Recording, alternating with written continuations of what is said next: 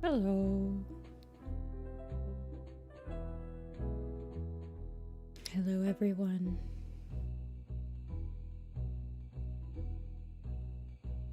The nerves for pressing my art publicly. Ooh. Good luck, good luck. Hello, Darkleaf. Hello, October. Hello, Maple. Hello, Starry. Hello, Ma. Hello, Agnolia. Hey, Yuna. Hey, Evelyn. I sound tired. I'm a little tired. Kind of nursing a headache.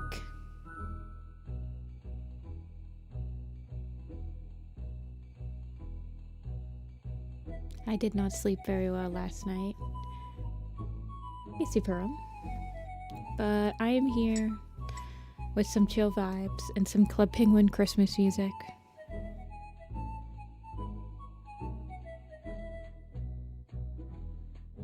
And I got my refill of coffee, so hopefully that wakes me up a little bit. We're going to be working on the ThunderClan Lake Camp today, again. We might work on something else.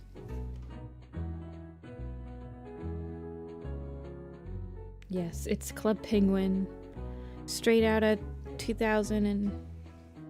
I don't remember. When was Club Penguin? 2009 maybe? 2011.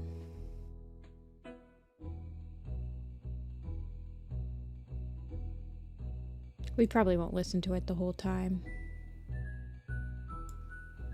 I just needed a little bit of nostalgia in my life. Getting boba. Lucky, lucky.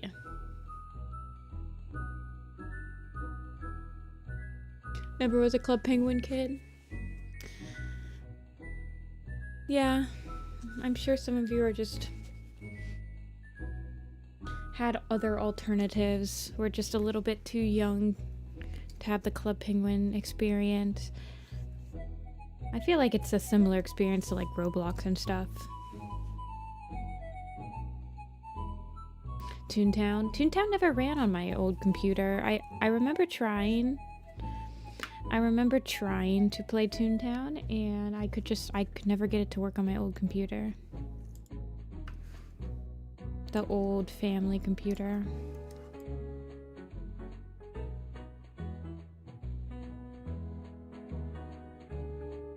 Grew up with Animal Jam. I never played Animal Jam. I played Neopets, Club Penguin, and Webkins. Those are my 3 like online games I played. Okay, so I wanted to fix Cinderheart's and Brambleclaw's face. So let's start with that. First Age of Empires game. Oh, fair enough, fair enough. Toontown Convention. I had a couple in the first Sims game. I played Sims 2 a lot. At a friend's house, Sims 2. We also played, yeah. Spyro, Barbie games, SpongeBob games, Crash Bandicoot, etc. I think I wanted to make her eyes a little bigger.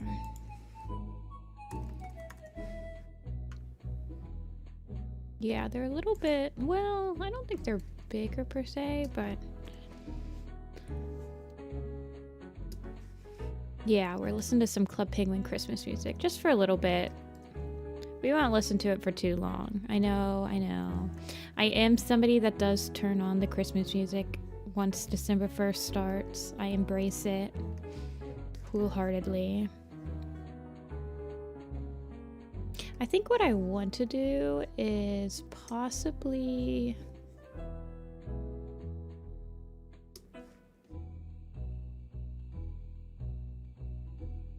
shoot lightning beams out of her eyes.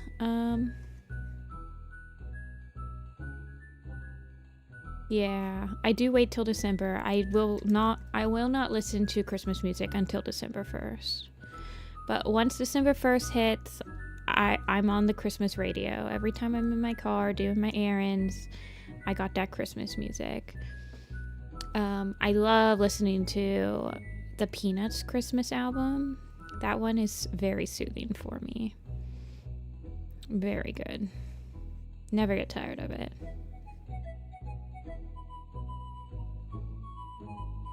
Got Suntrail and Thunder Rising from the library. Ooh, enjoyed both of them. I hope you enjoy your delve into Dawn of the Clans. Peanuts mentioned. Oh yeah, you like Peanuts. Their Christmas album is fire.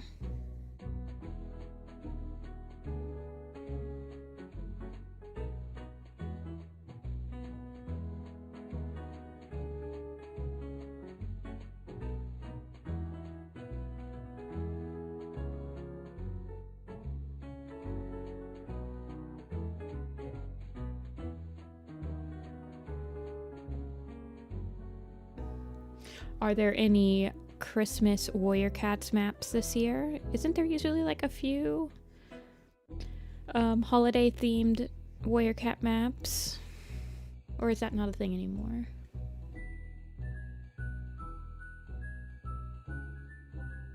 What kind of music do I listen to outside of Christmas? I would say the majority of my sound are like, I kind of listen to a little bit of everything. I think for newer music, I tend to go towards like indie alternative, folk alternative, more like indie folk. I like stuff with brass instruments in it as well. But I listen to a lot of like kind of stuff from the 70s. I like stuff from the 70s because like the band Chicago and stuff uses a lot of brass in their song, like ELO, Electric Light Orchestra. I like REM, the Talking Heads. REM and the Talking Heads kind of like made the alternative music genre though.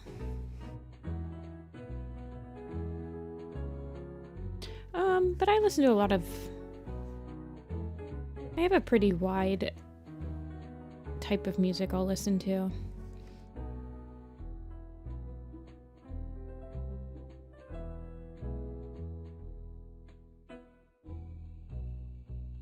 She kind of, I feel like what I'm doing is I'm kind of making her eyes a little bit too round.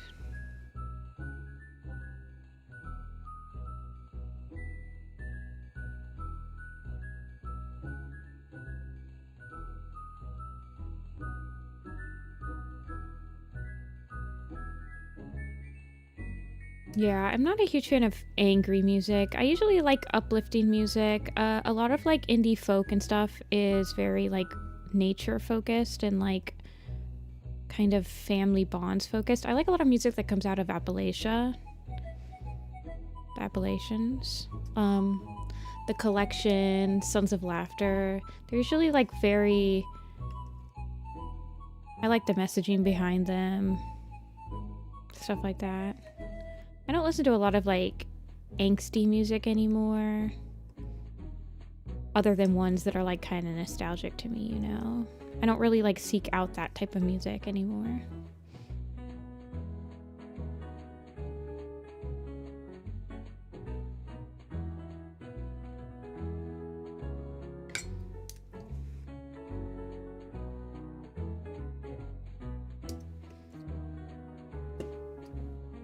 Yeah.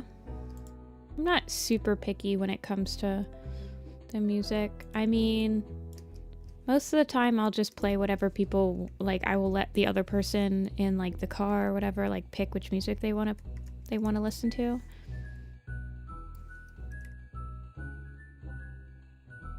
I'm down for trying out pretty much anything.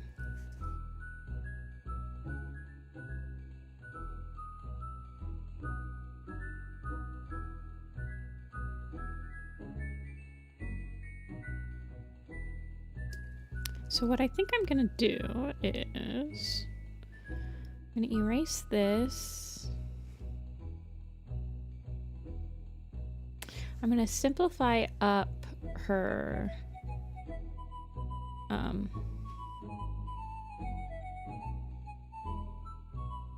gonna simplify up her eye colors.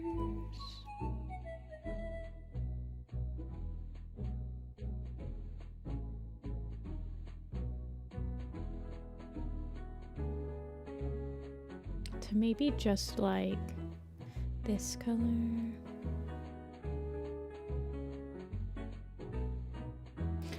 I think my sister likes rap music, so I usually, like, if I'm in the car with her, sometimes she'll like play that stuff. She tends to try to play, she's kind of likes to introduce me to songs she thinks I'd like, but she also likes listening to like Bronze Radio Return with me and stuff because she found that band through me when she was helping with Everything Moves.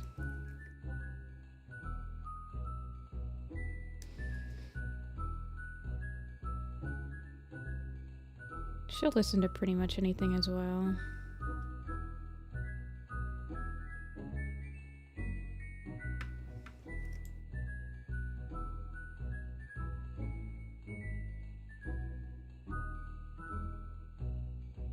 So I think if I did that and then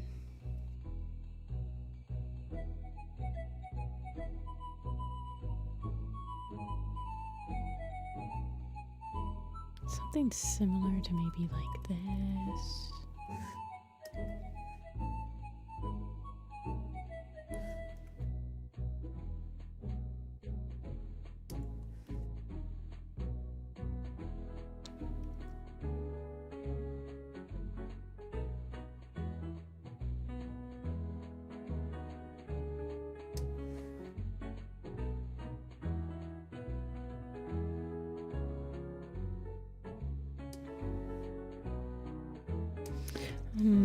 I think I made her eyes too far apart now.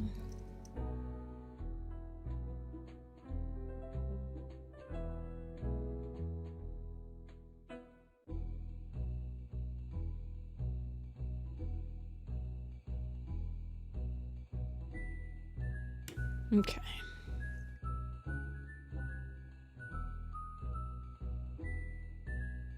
Now we can listen to something different. I just needed some Club Penguin Christmas music at the beginning of the stream. Let's listen to just some classic winter music. And by classic, I mean it's just like Nintendo music.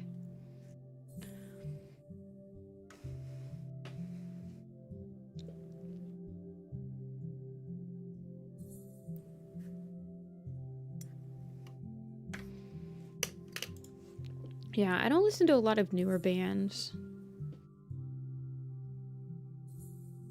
I'm like slowly getting introduced to like older, I don't know. There's just so much music out there though. It feels wrong to pick like a favorite genre and to like neglect every other genre. Okay, and then I wanted to fix Brambleclaw's face a little bit.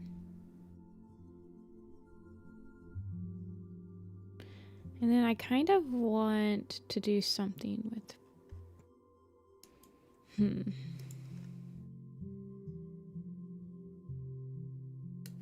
I don't want a lot for Christmas. That one, Starry.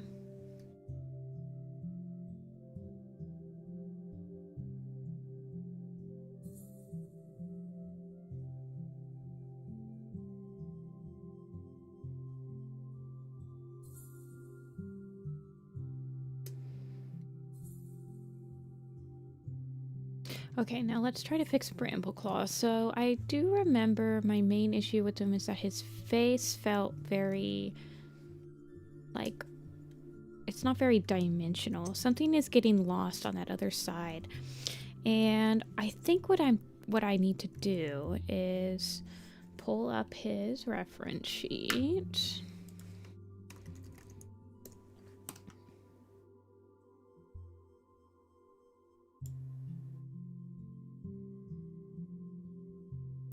And then sort of sculpt that back face a little bit more. So this is where his forehead goes. So like I feel like his eyebrow should be right there. And then honestly, I don't think we're gonna be able to get this like shape. This shape probably should not be visible on that side. He's got a very wide muzzle. Ever since joining Warrior Cats Animated, I've kind of started adopting the 3/4 view doesn't show the tuft of hair dimensionality. And then the top of his hair, I simplified it down to 2 tufts just so that it reads a little bit easier because it is getting smaller.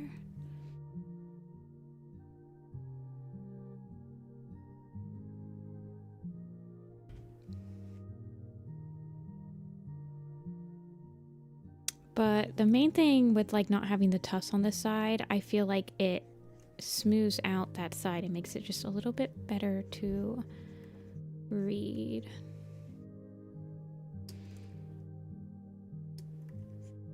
He's got a very wide nose.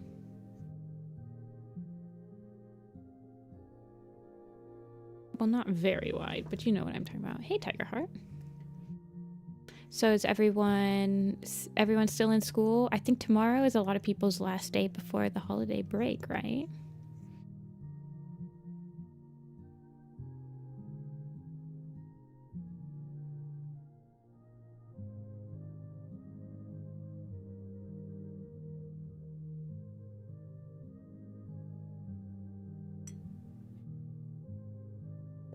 Christmas music is not really my thing. I like the week leading up to Christmas. That's when you willingly listen to it. I love Christmas, and I love Christmas music. I just like that most Christmas songs are just like really upbeat and positive and make me feel happy. There's like some sad Christmas music out there, but I usually like skip over those ones.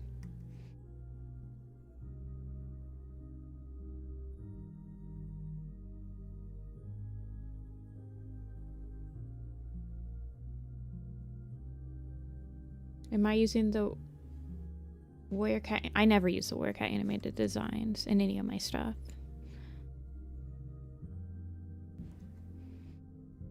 I've never used them. I've drawn them for the project, but I have never created personal art with them. I use my drawing tablet is a Wacom Intuos medium, pin and touch medium.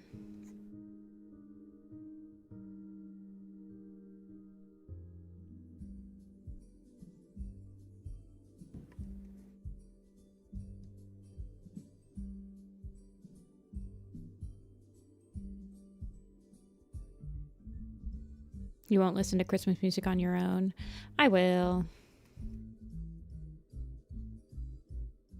I think on Saturday is my cookie baking day, which is when I like go over to some family members' house and we all like bake cookies and like have fun. And we listen to Christmas music that whole day.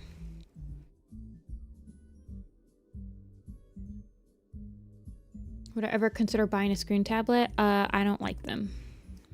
I've tried using people's befores and I don't like them. I don't draw on the screen. I don't have an iPad.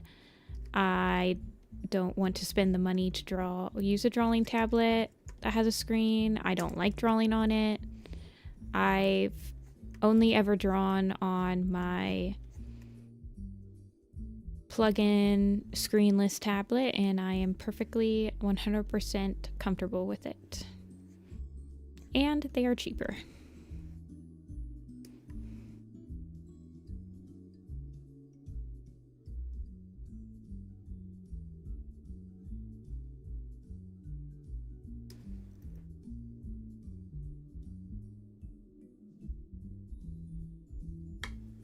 I think it's easier to get like various Christmas musics going nowadays with like Spotify and Apple Music, because you can kind of set up a lot more unique of Christmas musics on them than like just listening to your car radio.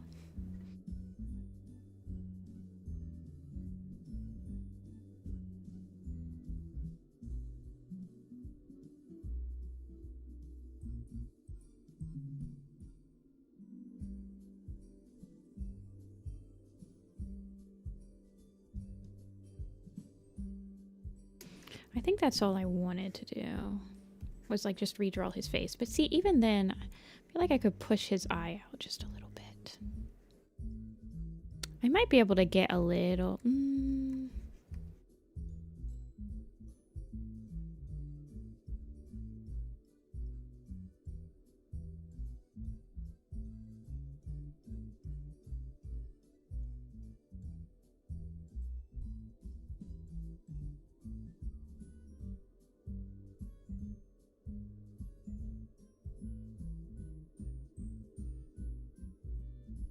He's like supposed to be looking over at... Well, he could be looking over at Birchfall, maybe. Let's see if I can get him to be looking a little bit more at Birchfall.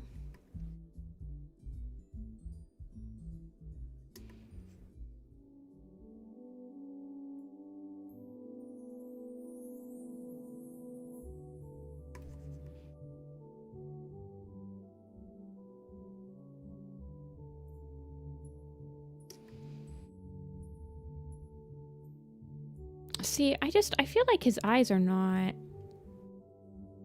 cooperating.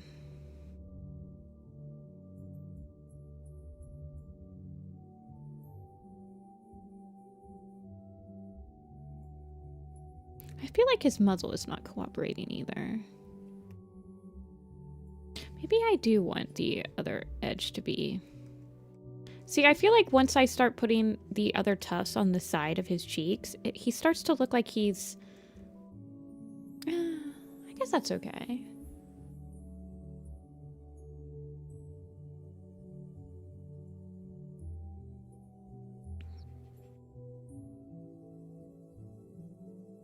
If I just like shorten it up to 2.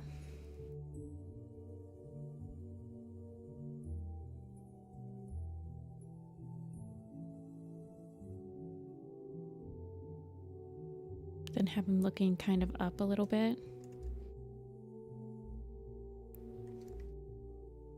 I feel like pushing up his eyebrow over here might also help.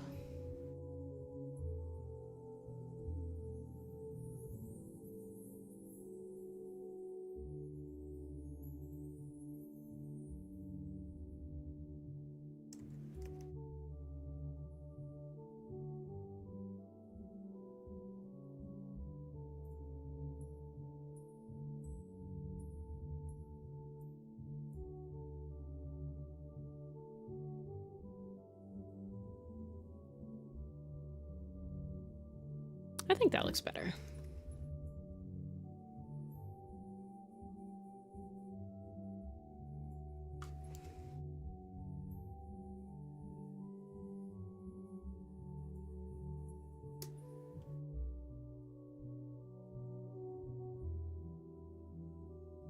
Okay, let's cut off his head in the nicest way possible. See,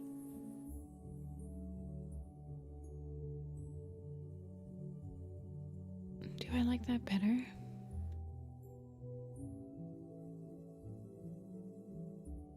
I don't actually know if I like that better. Maybe... Do I like that better?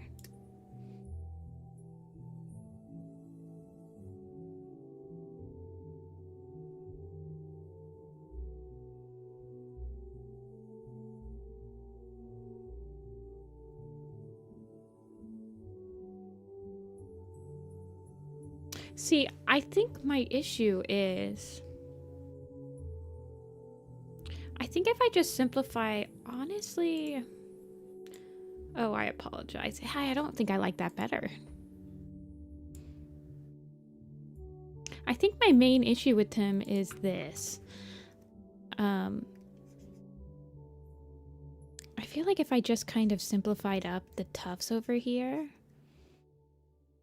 into something more similar to like this and pulled out his muzzle a little bit.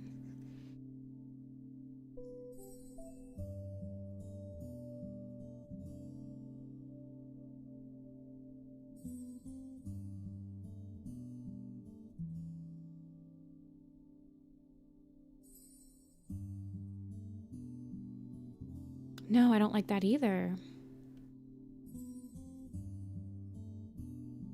Why is he giving me a hard time? Is his far eye a smidge too short? I do think that is the case. I think the eye is. I think it does need to be higher. You're right. You're right. If I did that, if I just made his hair, if I made his eye just a smidge higher, I think what's also happening is that I feel like this eye right here should also just be lower.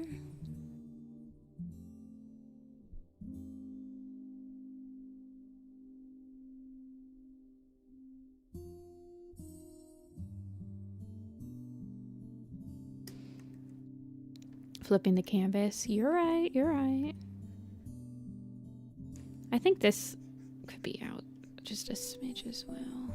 Do you guys know how long it takes to flip a canvas this big, though? Let's see. It's thinking about it. Oh, it didn't take that long. So I think what I should do is I should definitely, I think, bring out the forehead a little bit.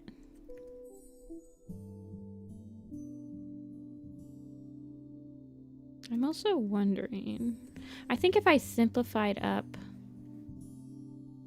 this little one right here.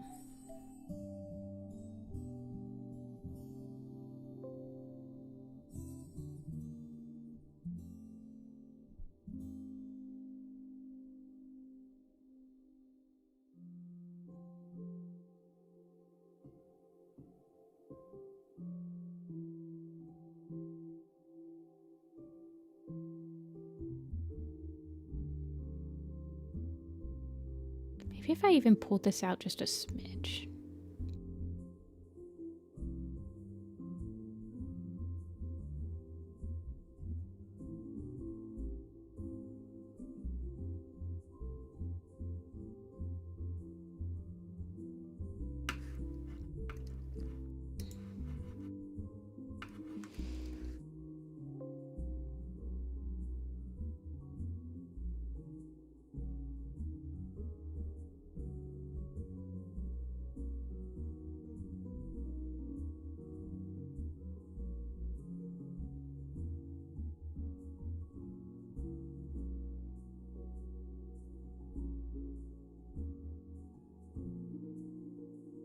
I also think that I need to simplify out, like, kind of cheat that line right there, because I think a lot of detail is getting lost with this stripe over here on this side. So I might just cheat it so that you can kind of visualize his face just a tad bit better.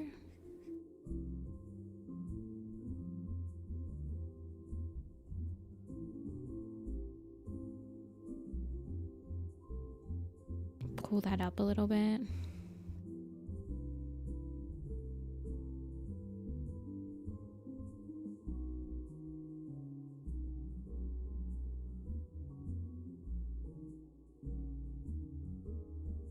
It feels like you're giving him plastic surgery.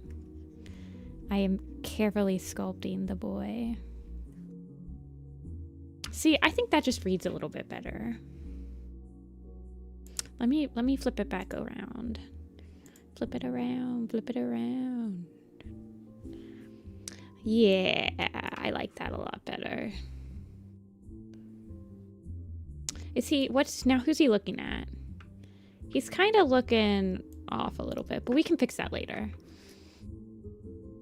I like the overall shape of his head a lot better.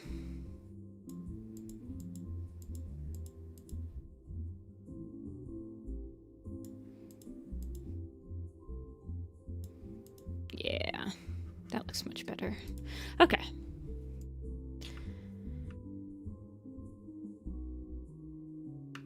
let us, before I start adjusting away on other kitties, let's do the happy family.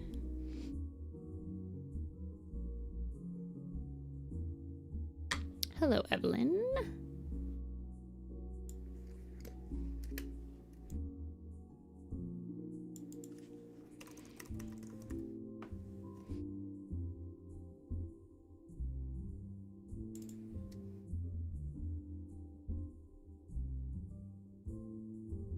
I think I used this design. This one is more, I think this is the design she has in the posters, but I think I used this like slightly less.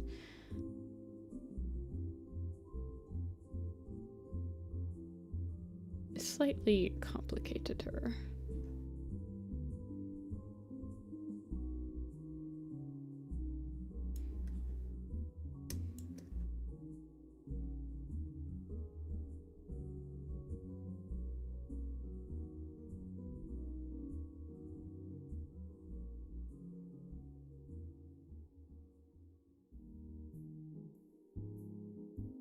Why'd I get rid of her eyeshadow? I think I was just a little bit too complicated.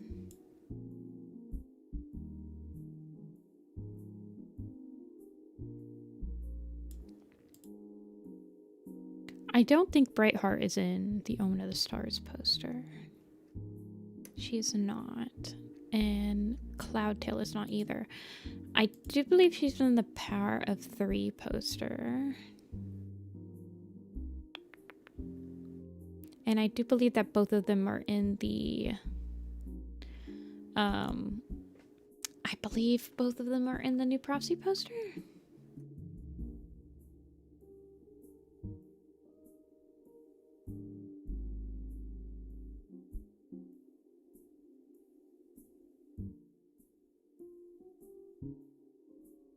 Yes.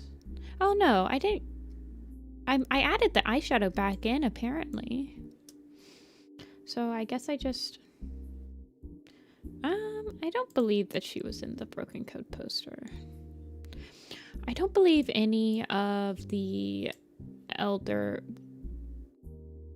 I think only Grey Stripe got into the Broken Code poster as an Elder.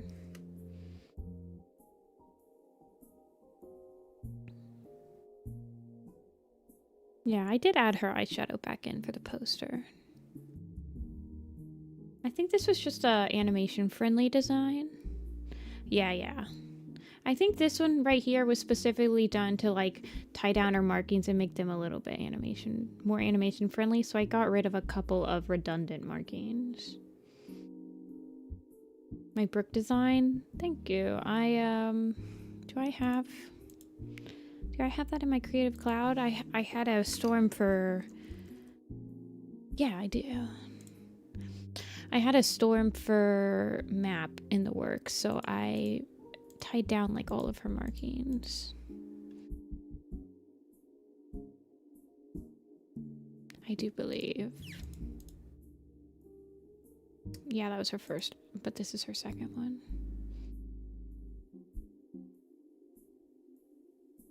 Yeah, I tied them all down. The small fish be swimming. Yeah, I would love to do that map someday.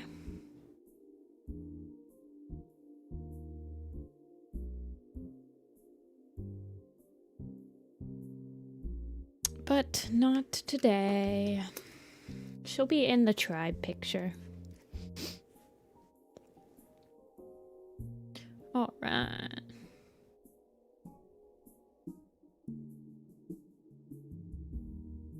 Maybe after the Frostball one? Maybe.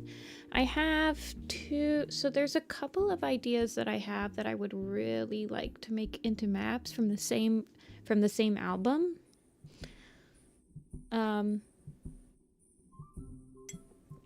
One of them is a Rowan Star Pine Star map, which I might be able to get Dia to help me co-host. And I was thinking of like... we could use Dia's designs for like the Pine Star parts, in my designs for like the ShadowClan parts. I think that would be really cool because we both make like more animation friendly designs. I have a Stormfur one that focuses more on Stormfur's like kind of realizing that the clan life he doesn't really have a future in the clan life anymore, and he like feels much more comfortable being like in the tribe's culture and like leaving his past behind and like moving towards the future more. And it explores his relationship with Feathertail. And then another song from that same album that I would love to do something with is a Tiger Heart map. But there's a lot. I have an idea for almost every single song from this album. It's just a really solid Warrior Cats album. Like, I don't know if you guys have ever like I don't know if you guys have ever listened to like an album and been like, all of these songs could be Warrior Cats songs. It's called Alchemy of Awe. It's the name of the song. It's by The Collection. It would explore Tiger Heart's relationship with ShadowClan in Tiger Heart's Shadow. How he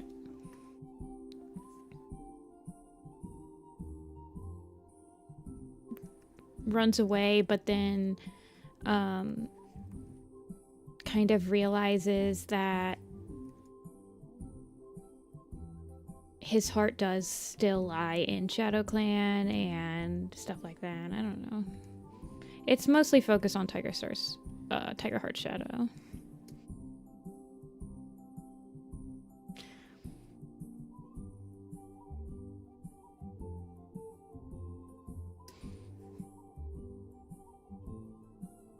Yeah. Like all the songs on that album I have really good ideas for. I've shown you guys some of the thumbnails I've done for them. Did I not? I've drawn 2 like mock thumbnails for that album. Hold on.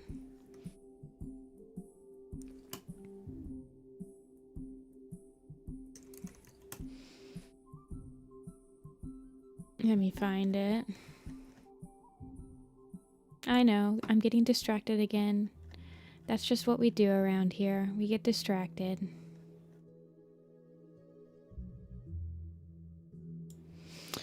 This was for the first 2 albums. The first 2 songs on the album. However, the Threshing Floor one, I don't think fits for Frostpaw anymore. Yeah, the Listen to the River album.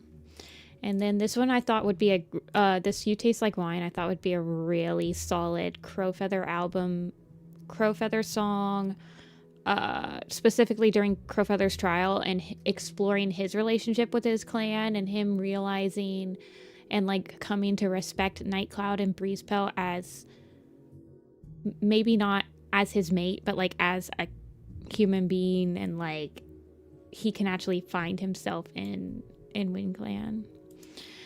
The Threshing Floor one, I don't think it really fits with Frostpaw much anymore. Though I'm not exactly sure who I would put it with. I feel like you could probably put Mothwing on it as well.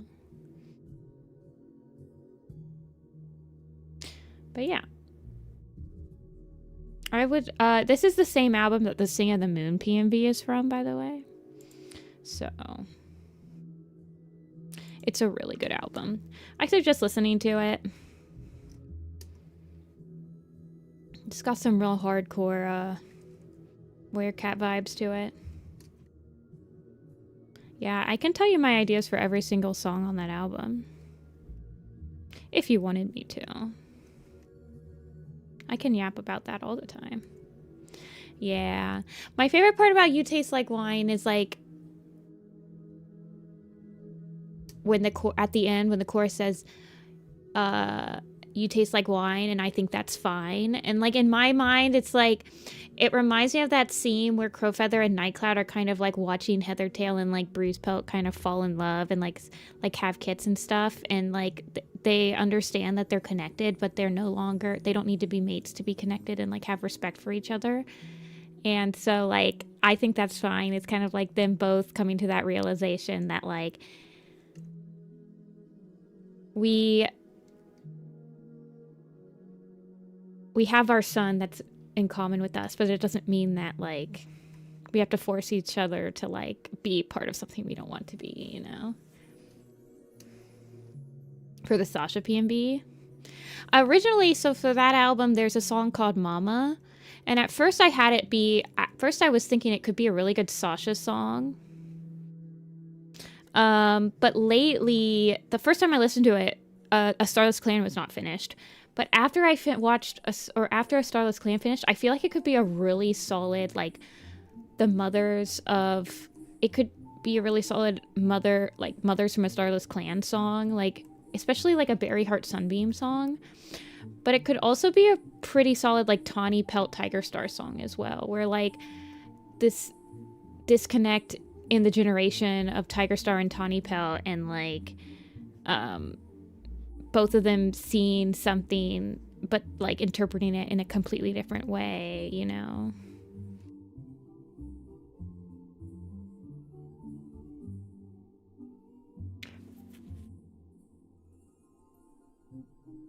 Does Heather get pregnant in Crowfeather's trial? I don't think so, but they are definitely together. And in my mind, the You Taste Like Wine song, it ends on like this really happy like series of notes where it's like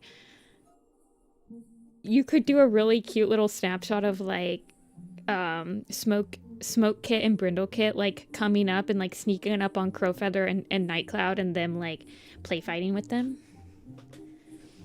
Yeah. There's this one part in Alchemy of Awe. It's like when the second part of the song starts, there's like this really nice, like, when you move, it's something like when you move so fast the tree, you can't see the trees or something like that. And I just imagine this like really nice shot of him looking out from like the train, like the Thunder Snake, as he's like going into the city.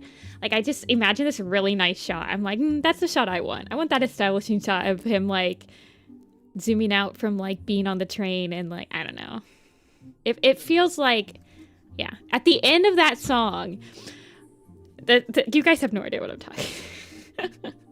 I feel like I'm like going down the rabbit hole, but yeah, the forest has no trees. And then the end of that Alchemy of All, the way that it ends, it's kind of like it ends on a cliffhanger. And in my mind, I want like Tigerheart to have just died. And then all of a sudden, like in this darkness, you see Rowan-Claw's like spirit flicker to life, and he's just, and it like ends as he's about to like get revived and get his 9 lives. I don't know. You know, I have thoughts. I have 6-hour car drives to like random cities in the Midwest to listen to songs and be like, just think about hosting a Warrior Cat map. Hey, Verena.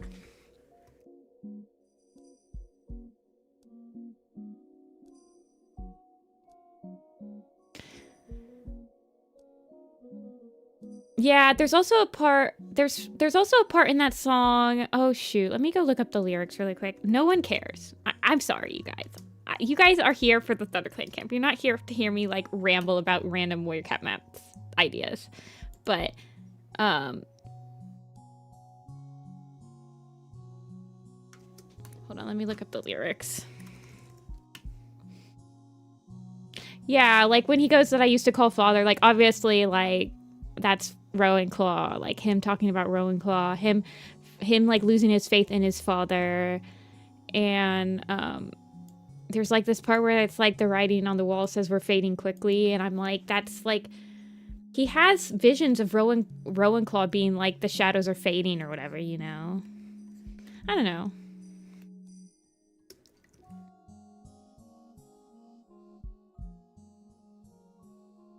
I think you could make a really nice like sweet Tiger Heart map about it. About that song.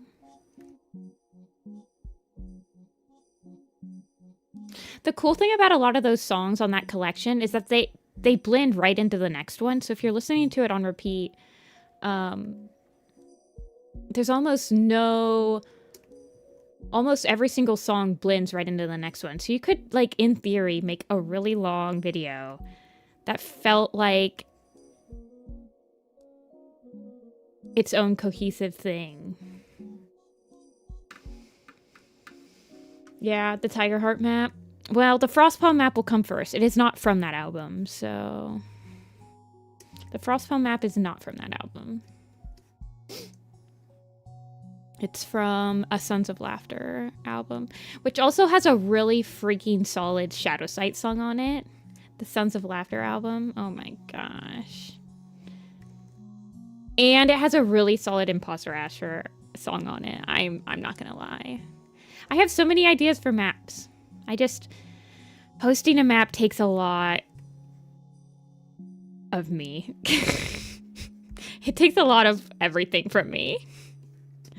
I get really into it. I get, you know.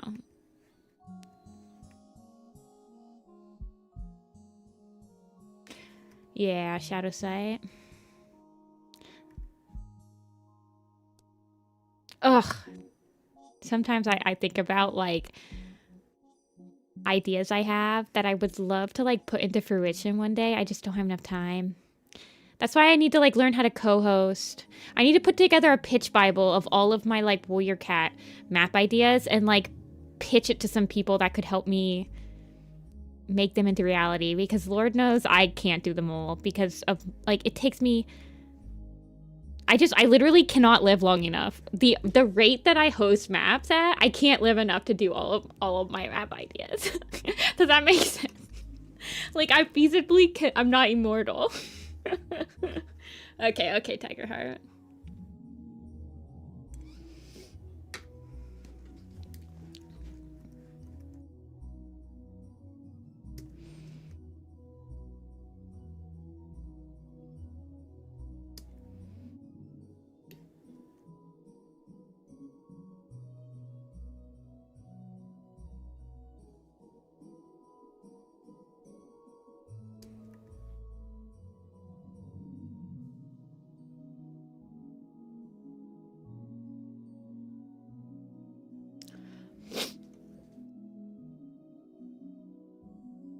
Oh my god, Waiko. You're in. Yes. I'm a judge. I stamp my approval. Your shape language and your, like, ability to just tell a story with, like, a still image is unmatched, unprecedented.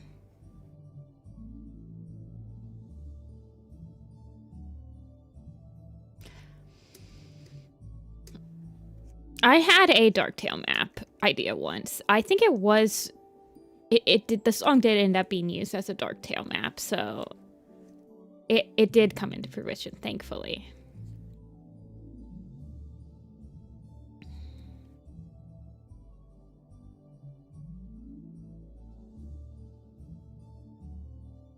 Oh, no problem, why? I speak only the truth and nothing but the truth. If you need any... Hey, Agnolia? I know you got me on that. I know you got me on that continuity.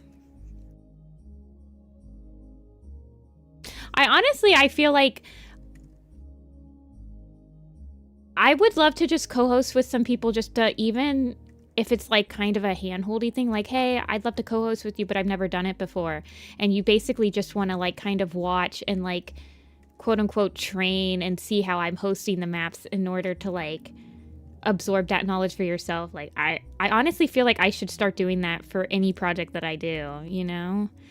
Because I'd love to, like, give that knowledge to more people and just make more maps.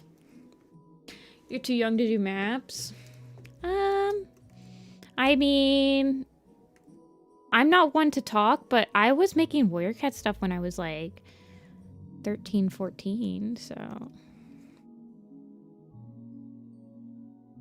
But maps weren't really a thing when I was, like, in high school.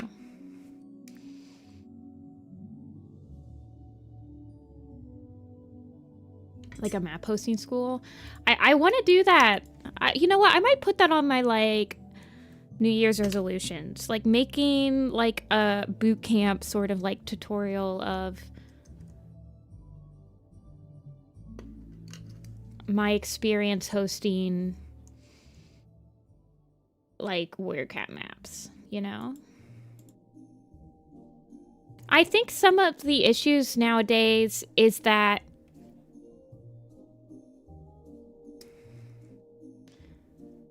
I don't know yet, Rin. Well, I haven't sent it out yet. So I'll give you a tracking number when I finally send it out. But I don't know if it'll... I don't know if I'll be able to get it there by Christmas. I'm going to be sending out UPS, though, so hopefully it does. I'll probably try sending it out tomorrow. I want to make some buttons, and I just haven't had time to make buttons yet for ya. I joined at least 2 or 3 maps, and I was only in middle school, and I co-hosted one. Yeah. Merry Christmas, early Christmas to you, Maple.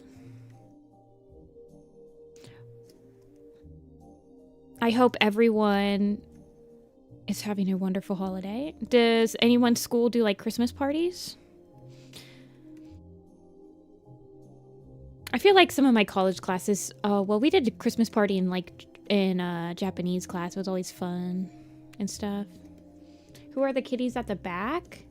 We have Dustpelt and Brackenfur fixing up the Warrior's Den. We have Rose Petal bringing home some sticks to help with that. Cherry and Molepaw are also bringing up some sticks. Toadstep and Bumblestripe are waking up from a nap. Mousefur and Purdy are just, you know, chilling as elders.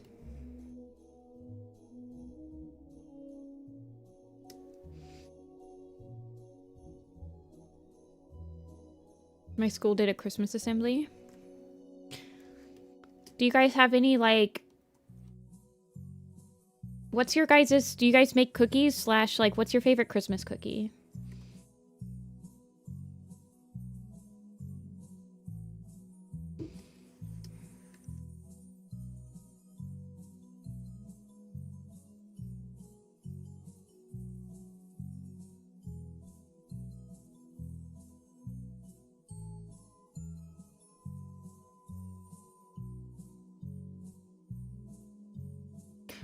Buñuelos?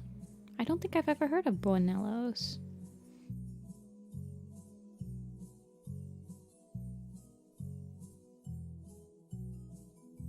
Chocolate chip. That's true, that's true. My cousin makes some, like, hardcore chocolate chip cookies. Chocolate chip cookies are always so good. Shortbread.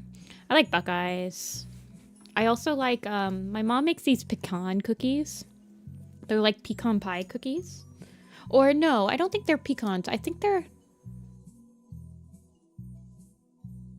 Maybe they are pecans. I can't remember what they are. Oatmeal raisin. I've had decent oatmeal raisins before, but usually, like, they'll have chocolate in them too, like the decent ones.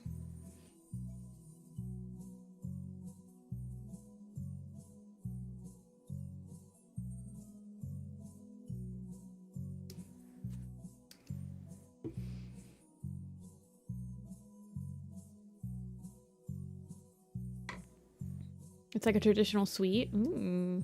Fried dough dessert with syrup and guava. Okay, yeah, I'll try some. I'll try some of those. Do I have any sort of schedule? I do. I am not opening commissions this weekend or next weekend. But I'll start opening them again on January. I will not be streaming Sunday. The next 2 Sundays, I will not be streaming. Busy time of the year, etc., etc.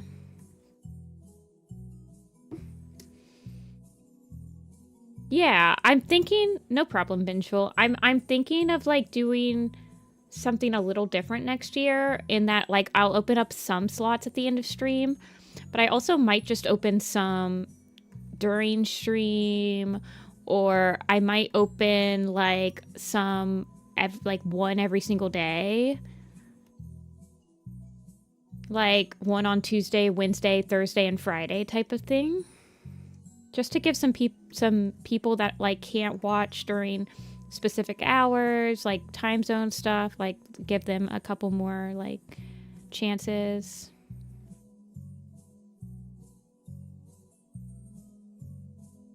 Just finished Crooked Star's Promise. That's a good one. Way back in 2019. Was I doing full bodies in 2019? Aw, thank you, Vengeful.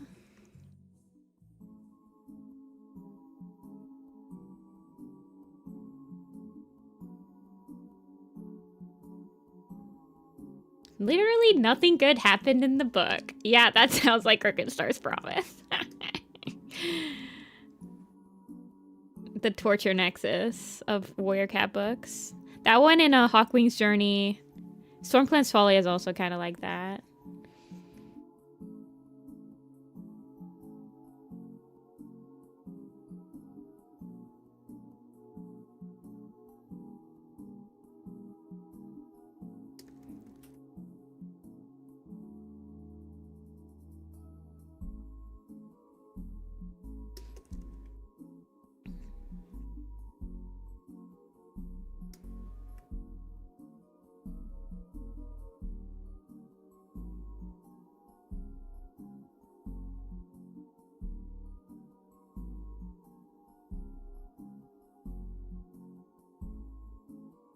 It's June 10th. You did it on stream too. Oh yeah. Okay.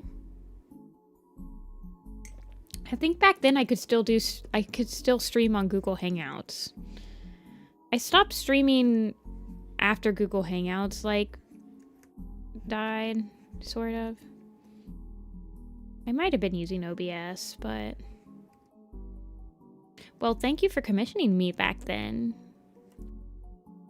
Back in 2019, what would...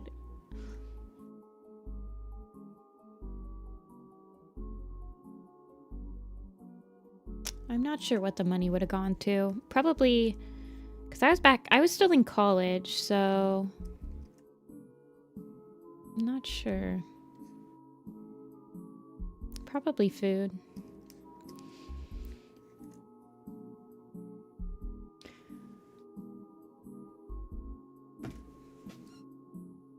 Stormclan's Folly is more miserable, but only because it's avoidable? Yeah. I think Hawkwing's Journey is probably one of the most miserable books. It's it was just a massive series of unfortunate events after another unfortunate event.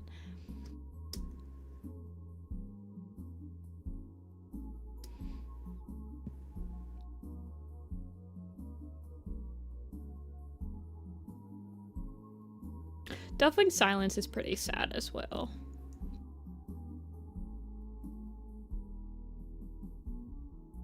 I think Delving Silence might be one of the saddest books, in my opinion. It just has some... The scenes with, like, kittens really, they always get to me. Like, the scene with White Kit asking about Snow Fur... And then, like, the scene with Lily Kit and Seed Kit, stuff like that. Those ones always get to me.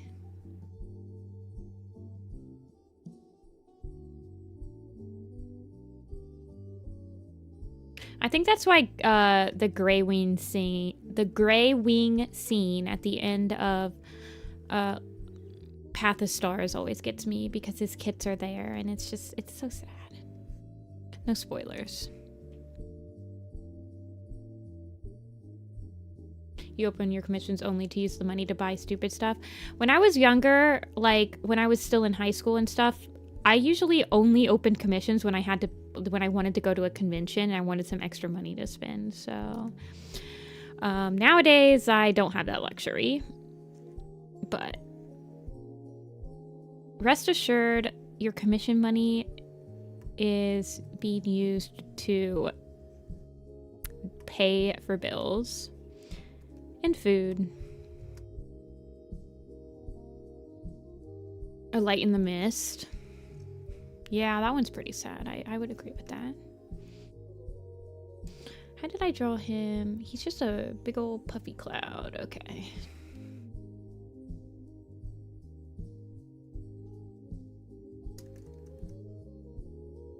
Hey, Phoenix.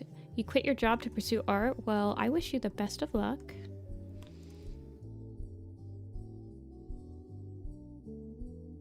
Also, I hope you're having a nice, happy holidays.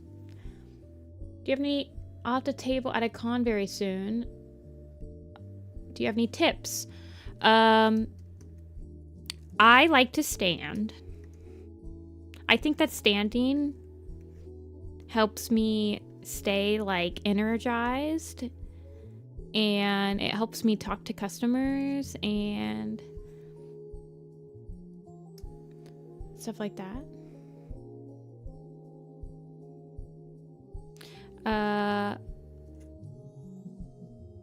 I would say don't feel discouraged if people just walk by you. Sometimes people just, I don't know. There's always going to be someone at a con that really connects with your art. And just focus on those people instead of like if people are walking by, etc.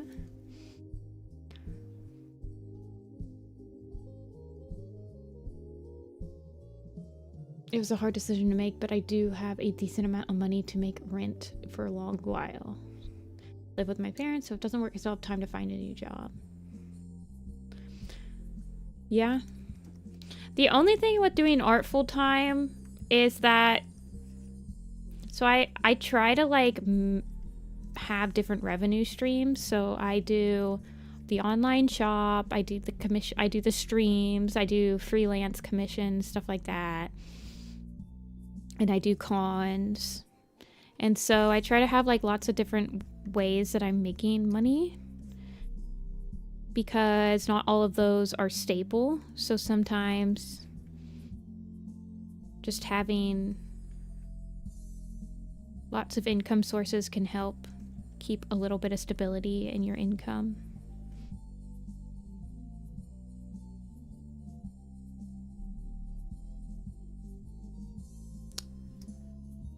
I might be starting art soon. Have fun with it. That's my tip. And don't get frustrated if stuff isn't turning out the way that you want it to the first time. Sometimes you just got to take a step back, take a break from a picture and come back to it, and with a fresh set of eyes, you'll be able to see what you couldn't see the last time.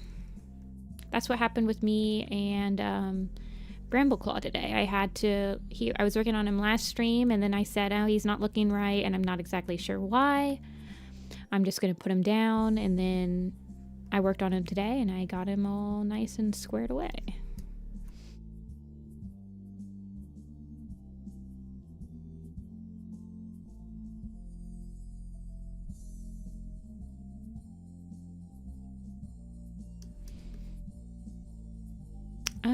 Well, we're not going to actually see this because his daughter's head is away from it, so we can round him out a little bit.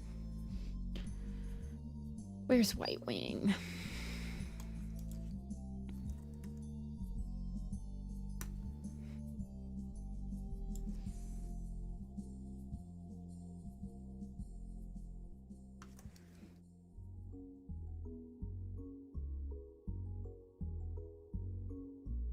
Let's not talk about problematic people in chat, Maple.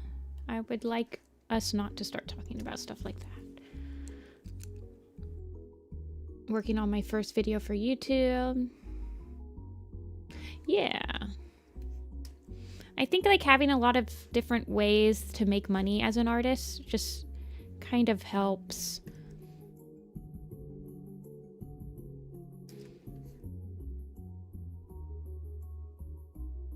stabilize income. Do I do art fight? I do not.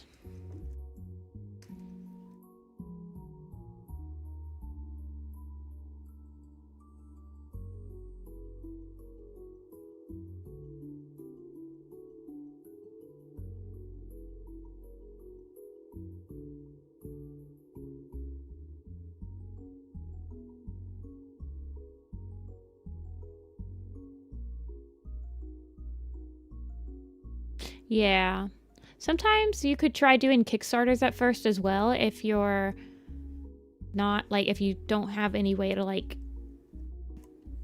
buy material yet. Because when you start a shop, you are going to be spending a lot of money up front before you start making it back. So sometimes it's not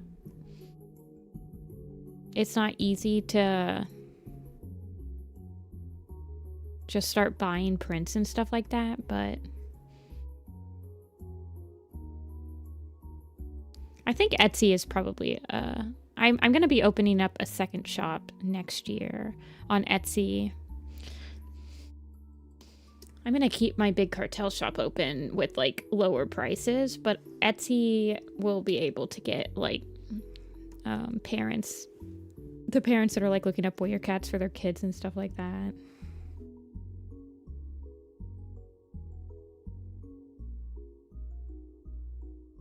It's just Etsy takes a little bit of chunk of each of the earnings you make, so I'm gonna have to raise my prices to fix that. None of you guys would buy on Etsy, because all you guys know about the big cartel.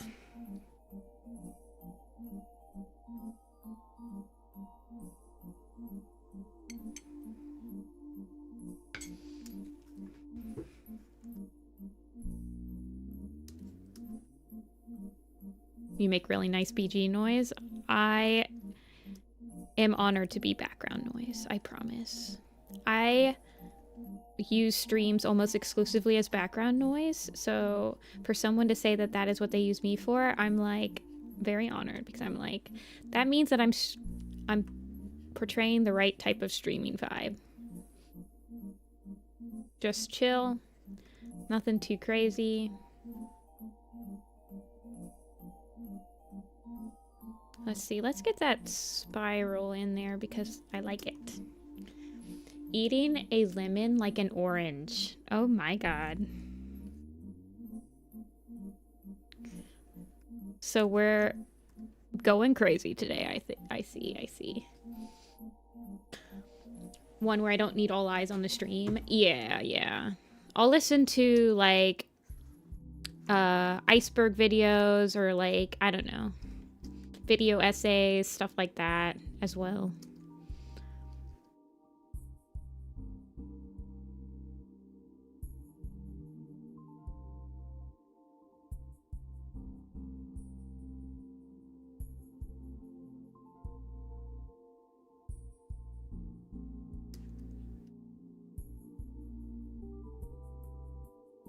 You are so main character coded, White Wing. You look like a main character. Look at this.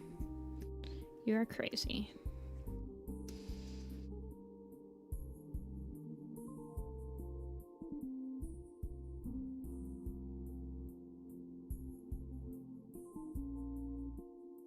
Hi, Nightmare.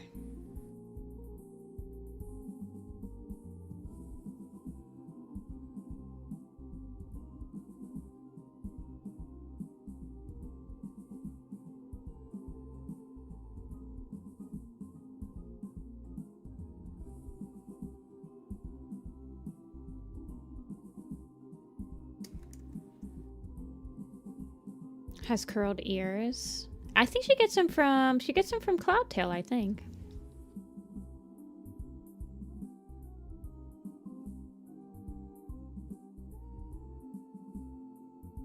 We never got a Cloudtail's perspective. That is true. I never really thought about that. I think I want this other ear to maybe be, like, kind of this way, though.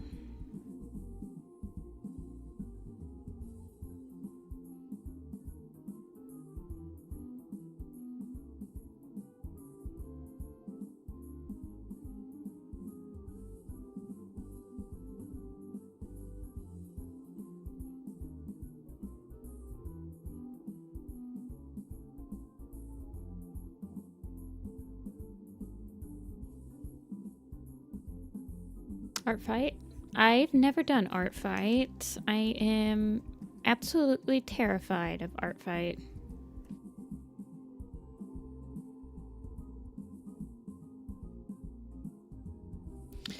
I admire people that can consistently do art fights and consistently friendly fire back, attack, revenge.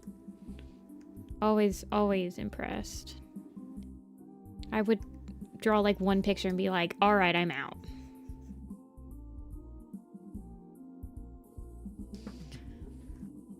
Good luck, Therian.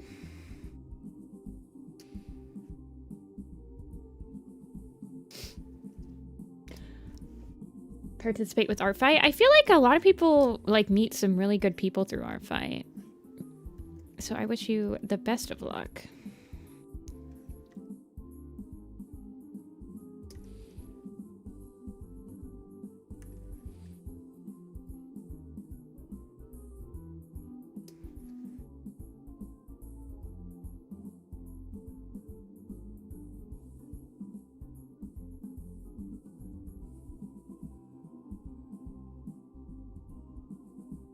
I plan for 25, like 25 attacks or revenges.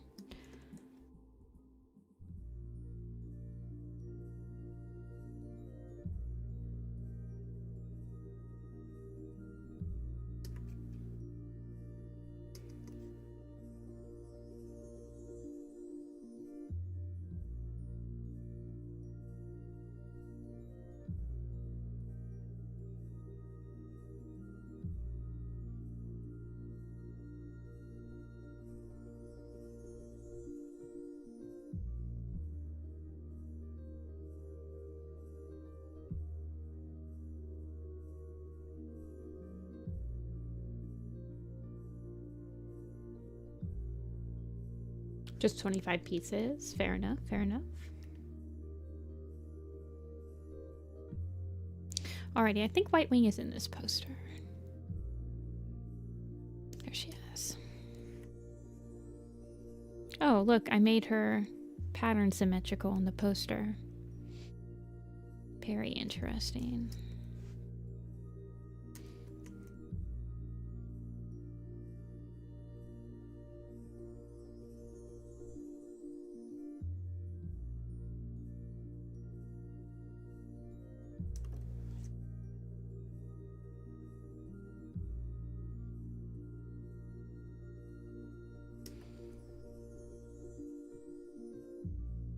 Now, the real question is, do I want... I love fallen leaves on this picture. He's so wet. Pet, pet, pet, pet.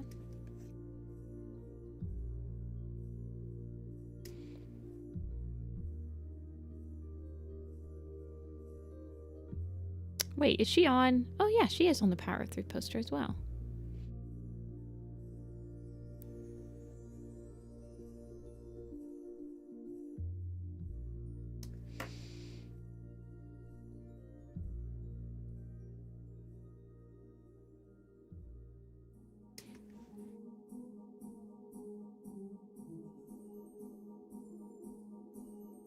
Yeah, I guess she doesn't... I guess she is just like all one color, isn't she? Alrighty. Cloudtail time. And Brightheart.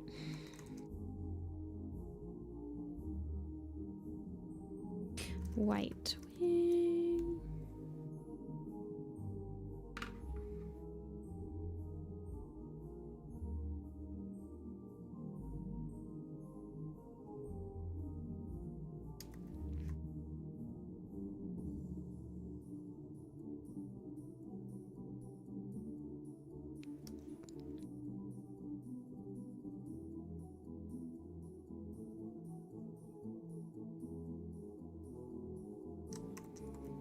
Okay. Get them solid colored in. Now. I think Cloudtail will have, he has the white right here. I'm going to make his ear tufts have an interior line.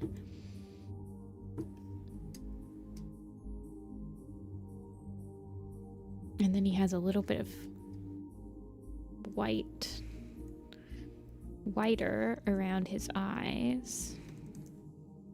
Because I don't know why. I probably should just remove it, but I kept it in the headshot poster, so I guess I decided that it was fine. I don't think he has any other white on him though. So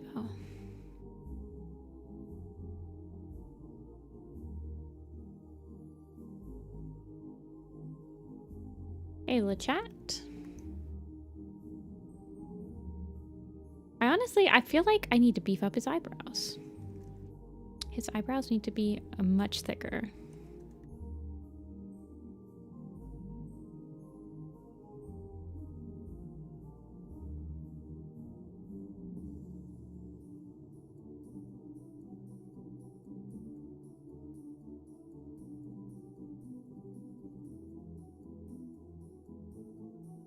Yeah, he got the caterpillar brows for sure.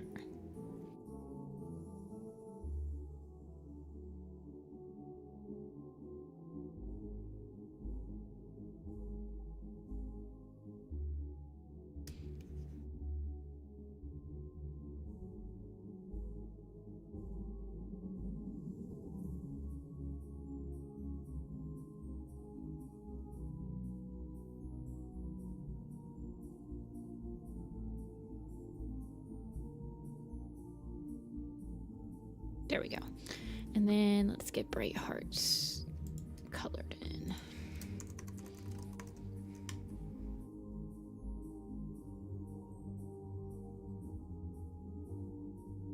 I believe her colors are going to be on her headshot here. She's sad in this one, but it's because J Feather was mean to her in this arc.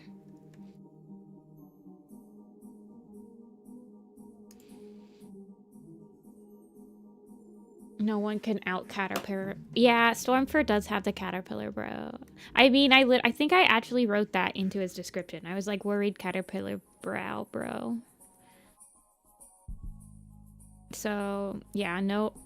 Stormfur takes the cake on the caterpillar eyebrows. He'll be in the tribe picture. But I think that's the only picture he's gonna be part of.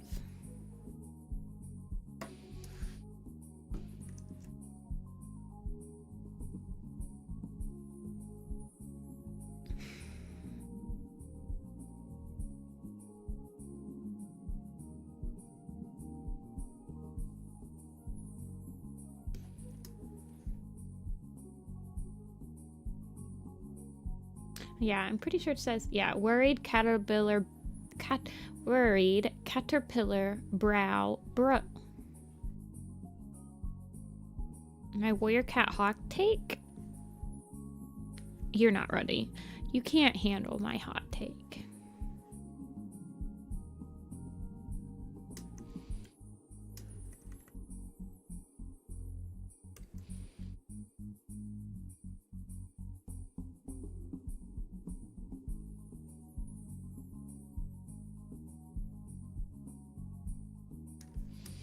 See ya, Elico. What's up, Emily?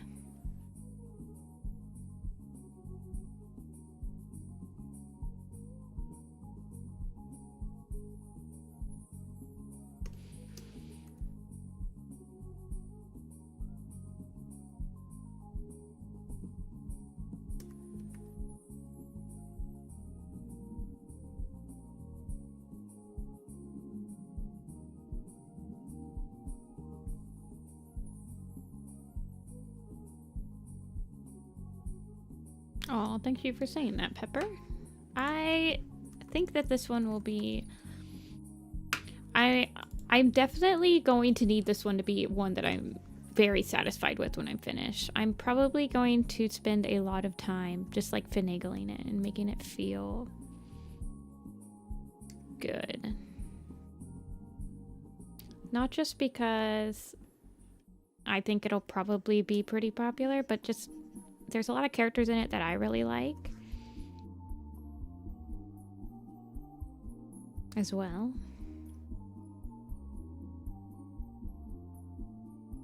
And there's so many characters that actually have established personalities in this one, unlike some of the other camp pictures.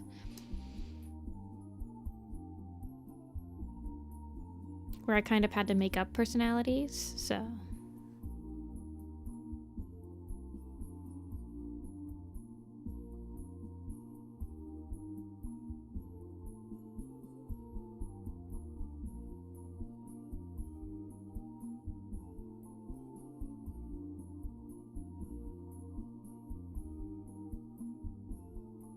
Blue Star, Cinderpelt, and Hollyleaf. Yeah, Blue Star and Cinderpelt were in my first ThunderClan picture.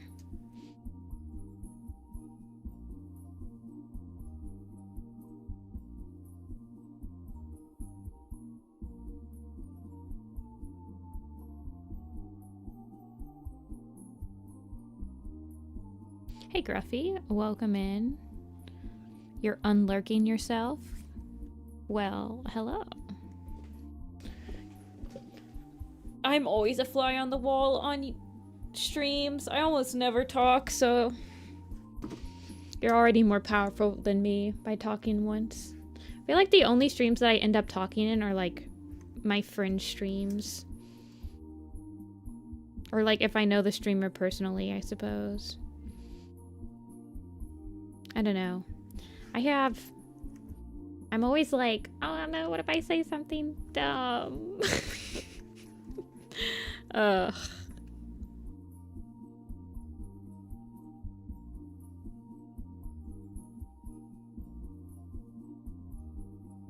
Lurk Appreciation Day? Every day is Lurk Appreciation Day.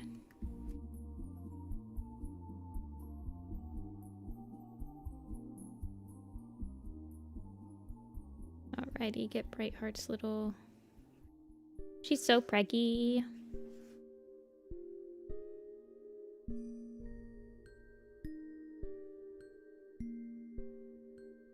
Am I pregonante?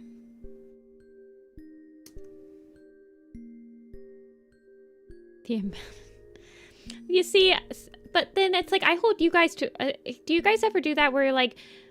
I have to catch myself because I'm like, oh, I don't want to say anything dumb on my stream. But then I like go, well, what do I do when somebody happens to say something kind of like awkward on my stream? I don't like get mad at them. I don't get like angry at them. I'll tell them, I'm like, hey, I don't want to talk about this, or like, I don't know. So then you're like holding yourself to like a different standard than you're holding everyone else. And you're like, why am I doing that? I try to catch myself on that a lot nowadays because you should give yourself the benefit of the doubt as much as you give other people the benefit of the doubt, you know? If you accidentally say something that like maybe the streamer doesn't want to hear, I mean, unless like it's all you have to do as a streamer is go, hey, I don't really feel like talking about that, and like let's move on, and then you move on, you know?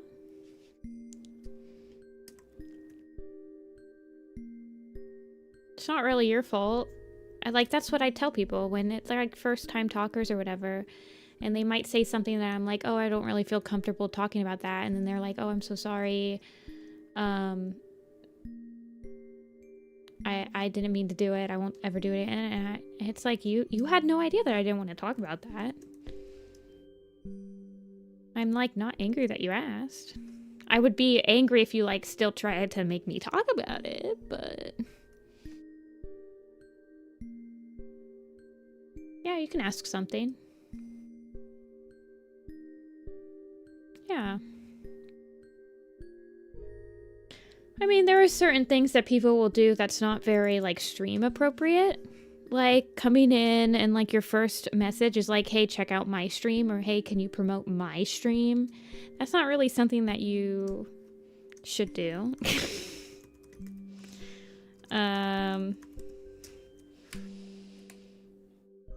And I do admit that some days I do lose my patience a little bit quicker than other days. But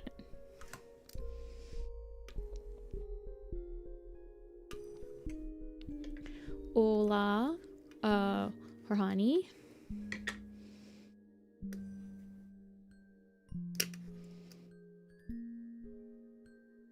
Alright, let's get rid of Cloud and Bright and White Wing. We're done with Bramble. We're done with Scroll and Leaf and Poppy and Cinder. Better to use for coloring? I prefer using pencils to color.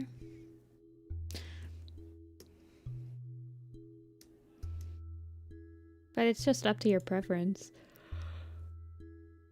I just like Prismacolor pencils more than like markers. I feel like you can blend more with like pencils than you can with markers.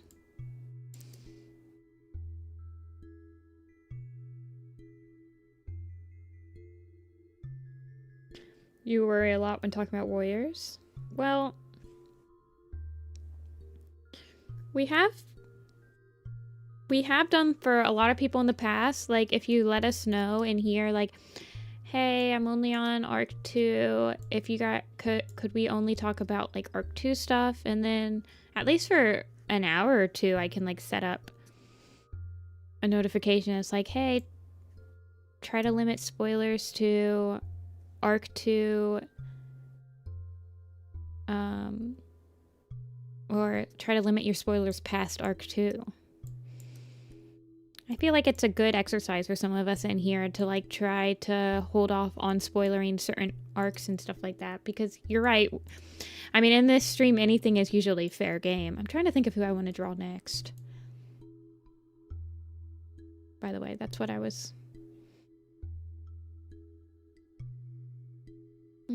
I might... let's do Birchfall, and then I kind of want to do Ferncloud and Daisy.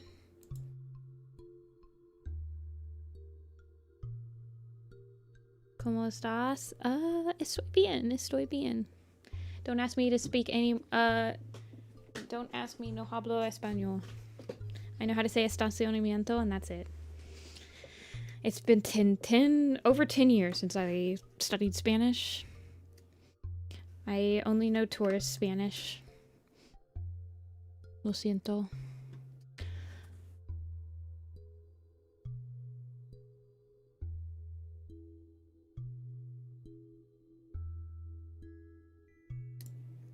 Can't wait to draw Cherry and Mole.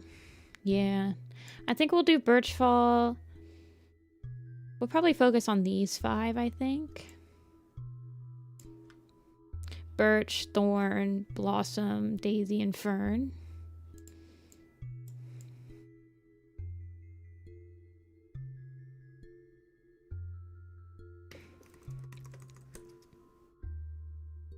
Get like the mid-ground cats squared away. Because these guys are all like mid-ground. And then these guys are all background.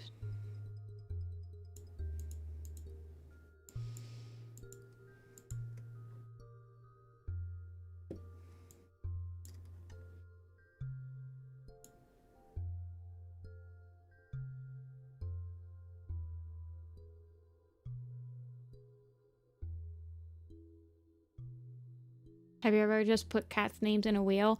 We do that. I used to do that for when I didn't do the headshot posters on stream. I would just randomly number generate whatever cat I was going to draw next. But see ya, Therian.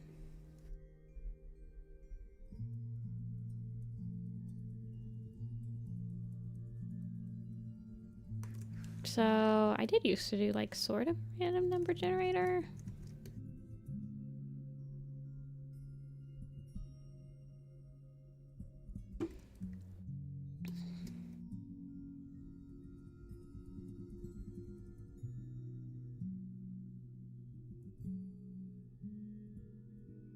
But usually on stream I kind of gauge who's watching and like what people want to see on stream get finished. So Unless I make an executive decision every once in a while.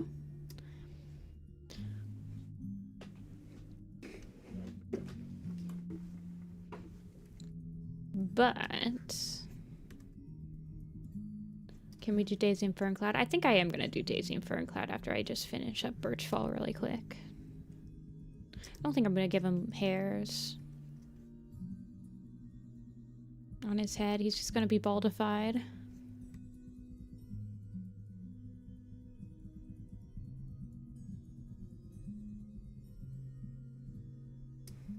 I randomly thought, wouldn't it be cool if Whitewing and Birchfall became mates, and realized they are.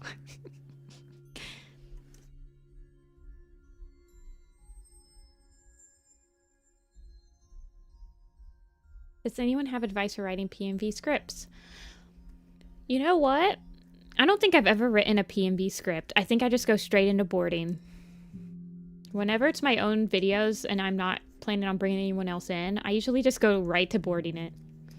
The only time I do scripts is when I'm bringing somebody else in, or I need a little bit more structure.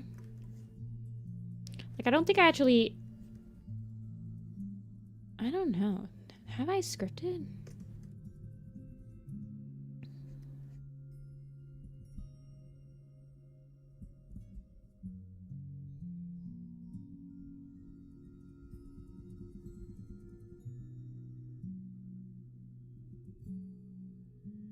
Usually when it's just my own project. Or is it like a map PMV? Like, basically when I script PMVs or maps, like scripts, typically I actually script it in a video editing program, and I like write the words on the screen of like what I want to be happening, like, so that when I play the song and I see the script, I can also kind of visualize how much time I have to portray the idea that I want to portray.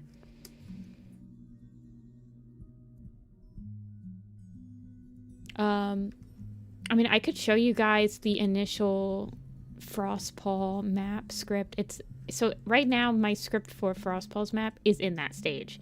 It's in the very first stage of like scripting, where I put it into Premiere, I split up the parts, and then I basically word vomit what I think this part of the song could have in it.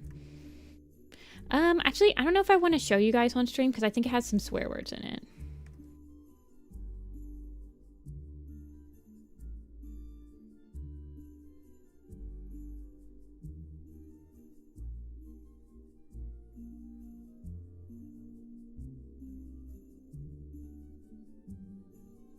Maybe not. I don't remember. I mean, I can show you guys. Hold on. Let's see if my computer will explode if I open up. I don't think it'll explode if I have Premiere and Adobe and Photoshop open. I think it might explode if I had Photoshop and After Effects and my streaming software open. But I don't think Premiere will make it explode. The Gardener. Let me mute it.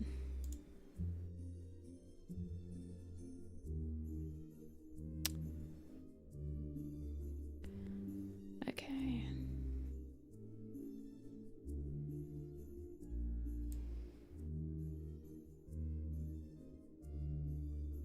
Swear words? Yeah, I know. Is this gonna show...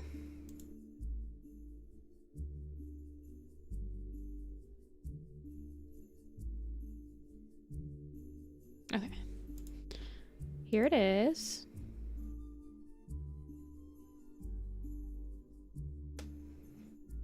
So this is how I do it, right?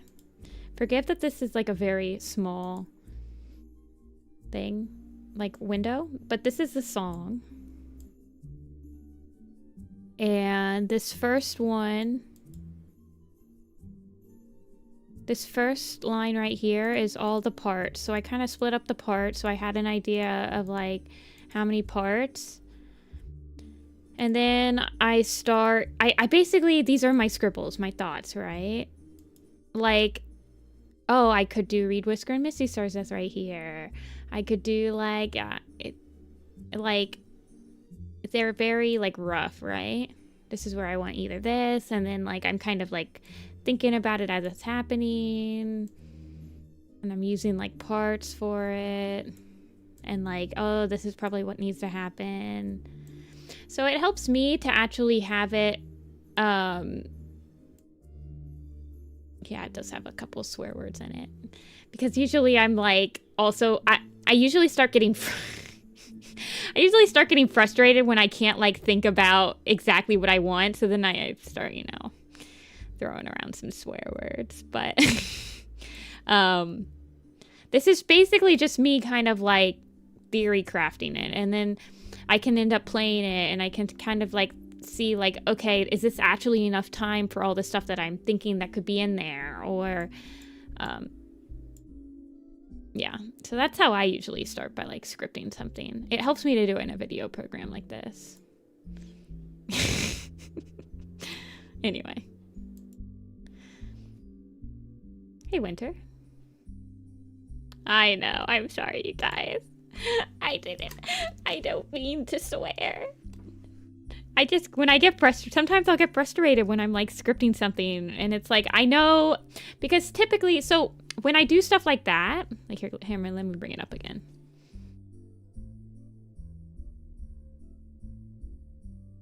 When I do stuff like this right here, this, okay, pretend that that doesn't also say the A word. Oh my gosh, Jessica. Awkward. So awkward.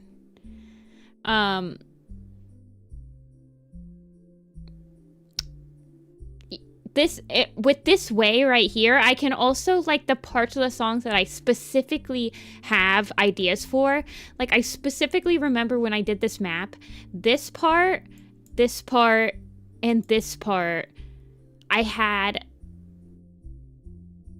all ideas for. So these were like, when you do it like this, you can pick the parts that you definitely know exactly what you want to do. And in this program, I can even like change the color of these. Like I can be like, oh, these are green, which means like I know like this is 100% exactly what I want to do. And then you can kind of see, well, I definitely want this to be like right here. So then you can kind of like stitch together like, okay, well, this part has to be like this. You know, stuff like that. Anyway. That's how I start scripting map parts. And then once I get a solid idea for it, then I'll go over to the Google Doc and I'll like start writing it down in the Google Doc and like actually finalizing all of the parts and all that stuff, you know.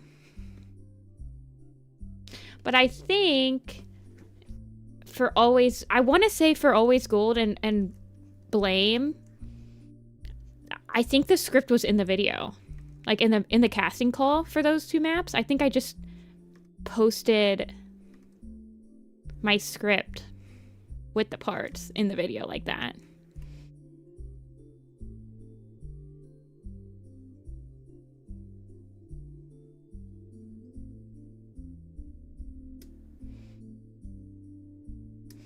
Have I thought of a strike stone? Have I thought of one? Of course I have. Of course I have.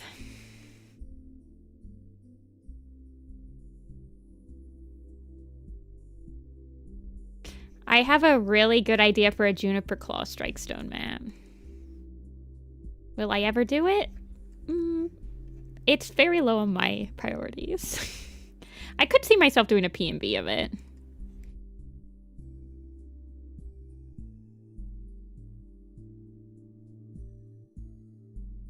Strike stone moment.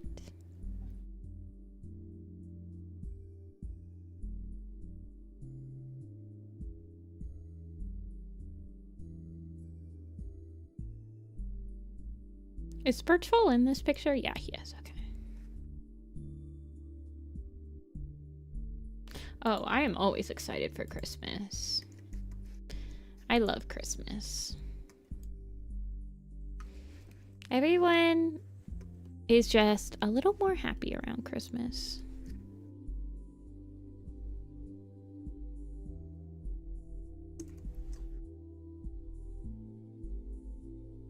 Sometimes I wonder how the heck did we manage to host using YouTube's comment section. I feel like it used to be a lot more... It was easier before they started to, like... I don't know, YouTube wasn't as big. It was easier to, like, do newest comments and not have, like, people's comments just be, like, missing for no reason.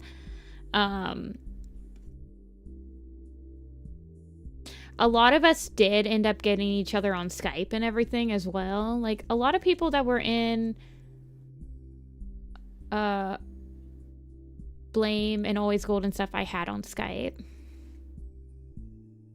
Various friend groups, etc.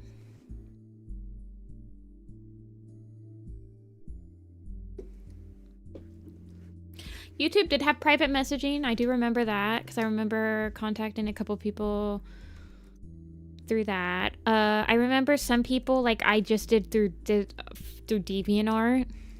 DeviantArt had private messaging. We made do.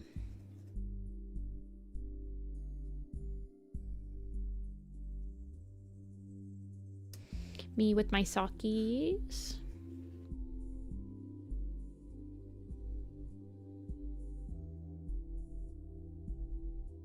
Get those warrior cat animated lines out of there.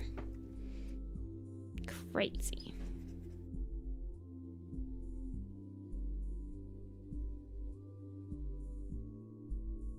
I feel like there was just a lot more freedom in hosting. A lot of it was like scriptless. You just kind of had a part of the song and you animated to it. I don't know. It's very easy for me to say, because personally I would never host a map anymore without, like, having a proper Discord channel and having contact information so that people can't ghost me and stuff like that. It's very easy for me to be like, I don't know how I did it before, but I did it, so there must have been some way I did it, you know?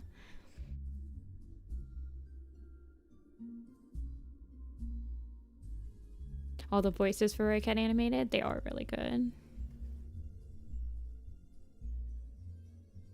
How's Waka doing? It's doing pretty good.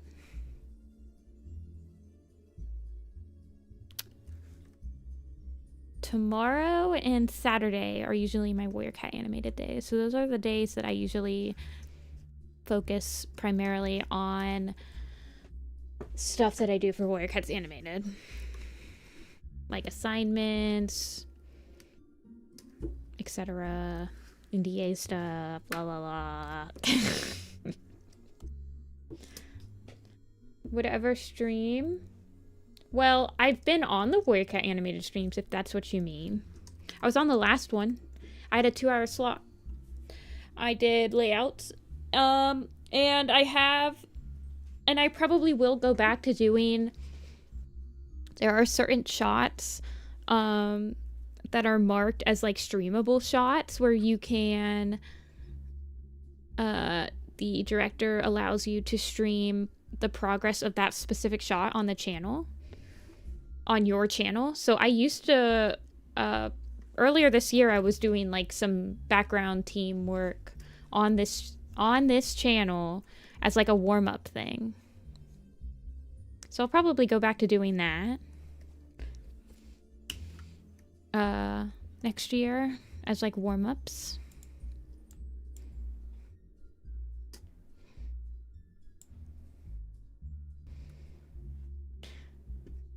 How cramped and stressed artists can get without them. I just schedule out stuff. So, like, I choose either Friday or Saturday is usually my work at animated stream days, where, like, I catch up on all my assignments. I make sure that nothing's falling through the cracks. I'm an assistant background director for the team, so I make sure that all of my feedback and critiques and all my team members are on the right track, and that we're still making progress, etc. I can't answer any percentage questions. I can't answer any questions on when I think the first episode is going to come out, I will be hunted down by Toon, who does watch my streams, by the way. The Workout Animated head director does watch my streams. She's keeping me in line.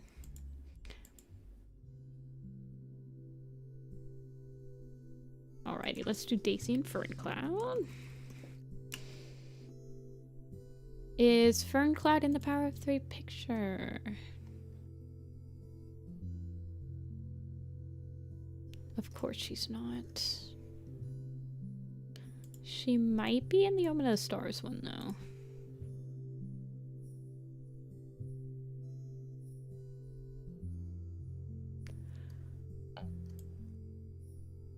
No, I'm friends with Toon.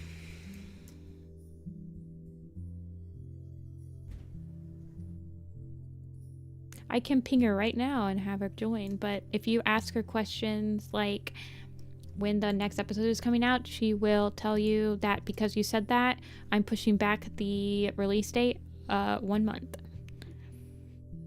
It is not a question that any of us want to answer. It's a volunteer project. We're doing it as fast as we can as volunteers, but obviously there will be, I mean, we're all doing it in our free time, so...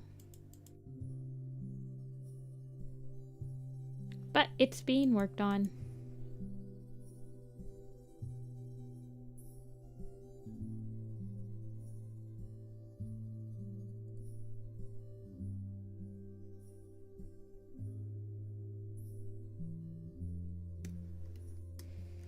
You can't rush art, exactly.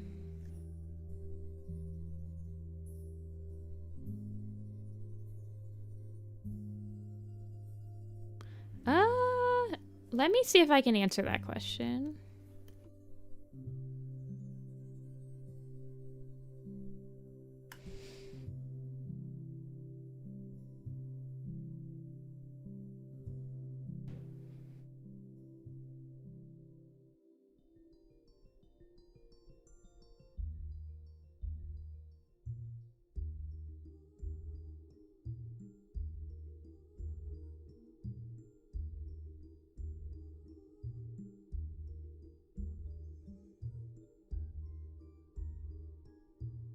I'm looking.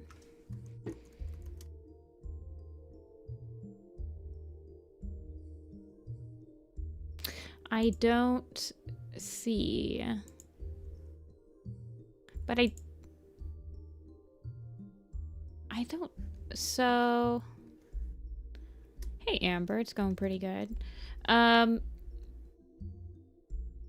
don't believe that there is a strict, like, we're trying to make the episodes like this long, etc., XX long.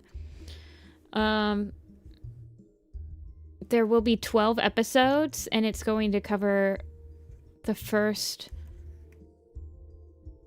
6 books.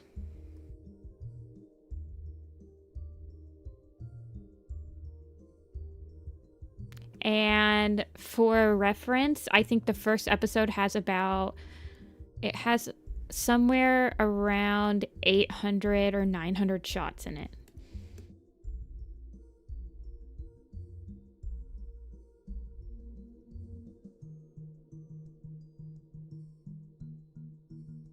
So...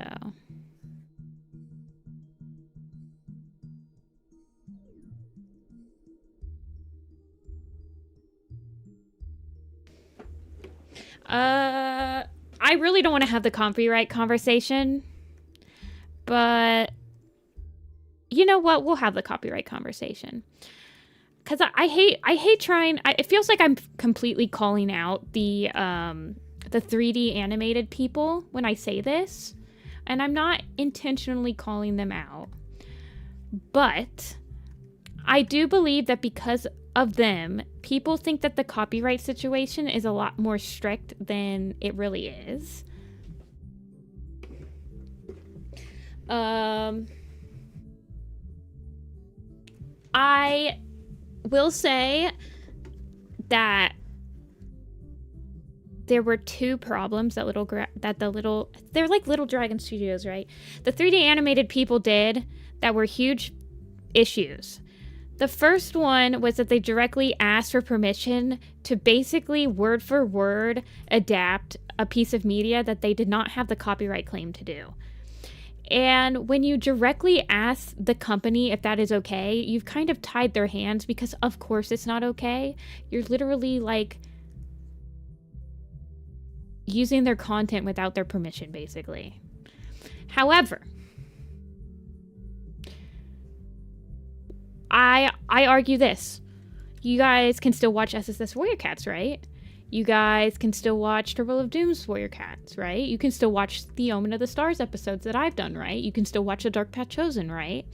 All pretty faithful.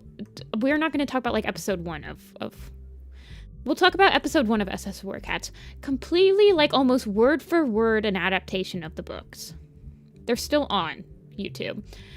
Kulabai understands the symbiotic relationship they have with their fan art community.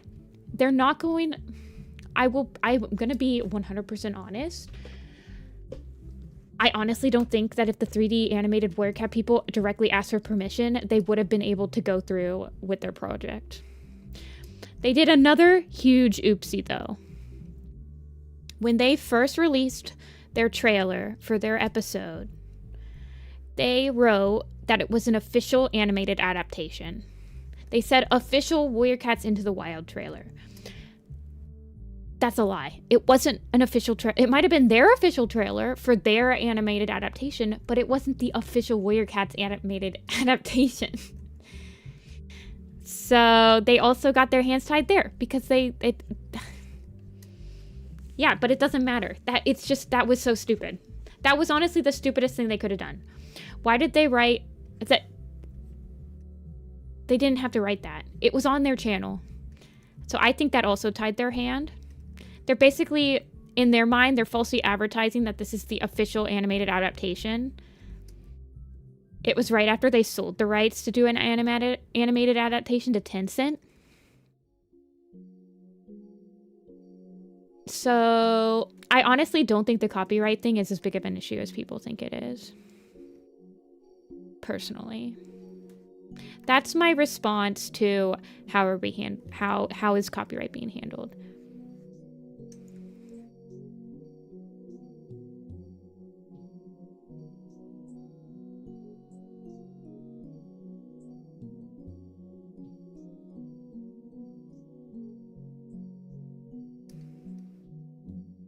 No, you're fine. You had no idea.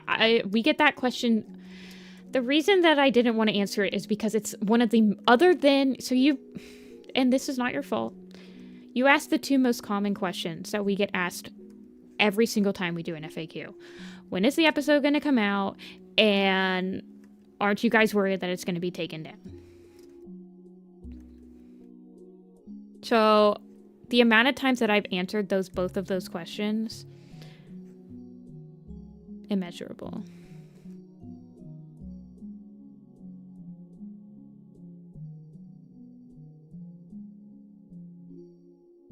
I don't know what TADC is. Oh, the Digital Circus thing.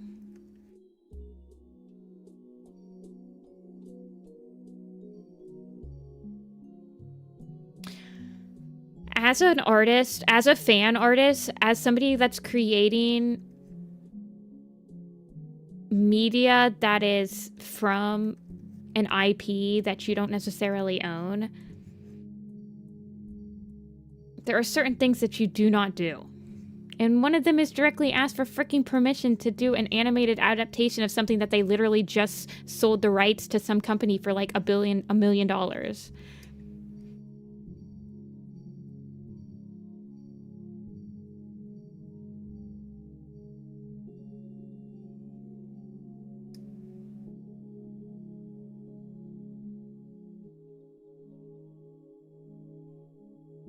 Well, I would argue that the Amazing Digital Circus is like an indie project, so that's going to be a little bit more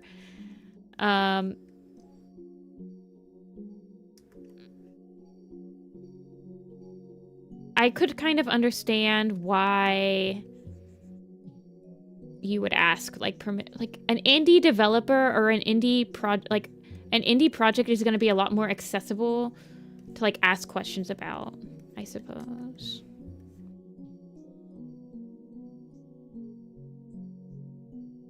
But honestly, like, a dating game is kind of awkward. Not gonna lie, I probably wouldn't want a dating game from my own characters. So I kind of understand. I'd be like, no thanks. Especially since, isn't that circus thing, like, mainly aimed towards, like, younger people? I don't know, I could see a dating game being, like, becoming very, not very age appropriate very quickly for something that you're marketing towards.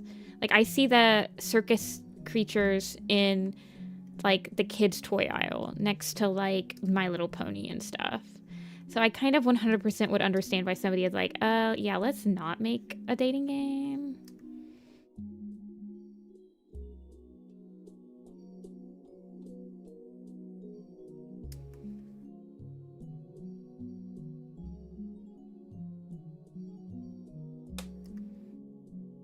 Even if it's quote-unquote made, it's not made for an adult audience because I'm an adult and I don't like that show.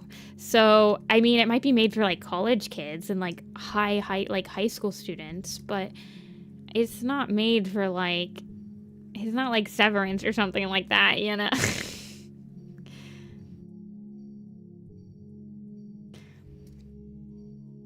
I'm just saying that I see those toys in the toy aisle for, like, next to the Skibidi toilet. So it's clearly, and, like, most of the people that are cosplayed as the circus people at cons are, like, teenagers and, like, clearly kind of, like, very, very early 20s at the oldest.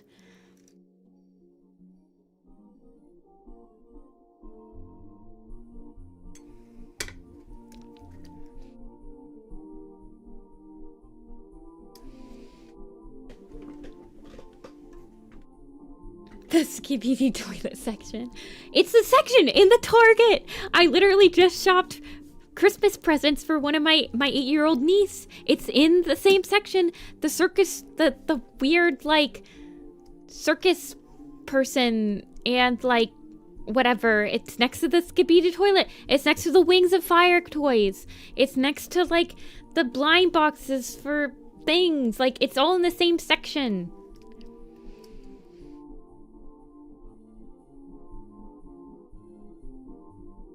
So even if you guys say, oh, well, it's not meant for kids, they're literally, like, it's in the kids' toy section. Your argument's irrelevant. Kids are being marketed towards watching this show.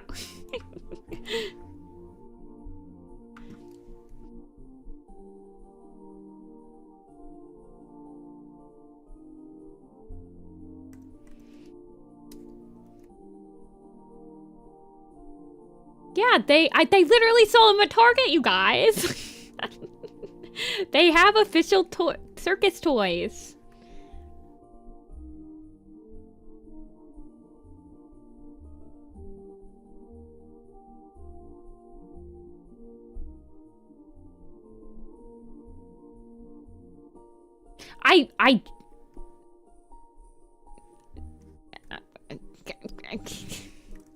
Okay.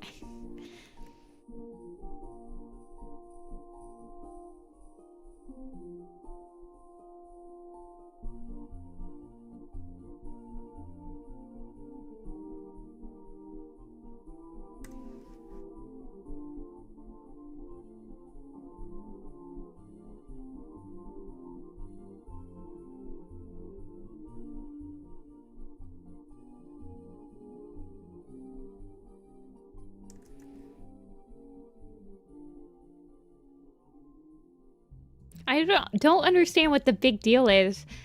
Like, I don't understand why you guys don't want to hear that those toys are in the kids section. Like,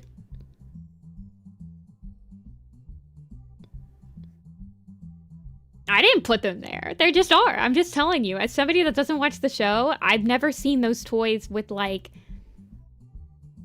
Well, I guess I don't know. Like,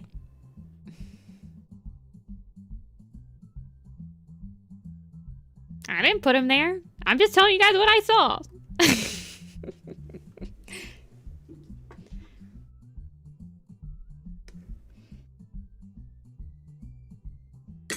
Isn't a reflection on the show itself, but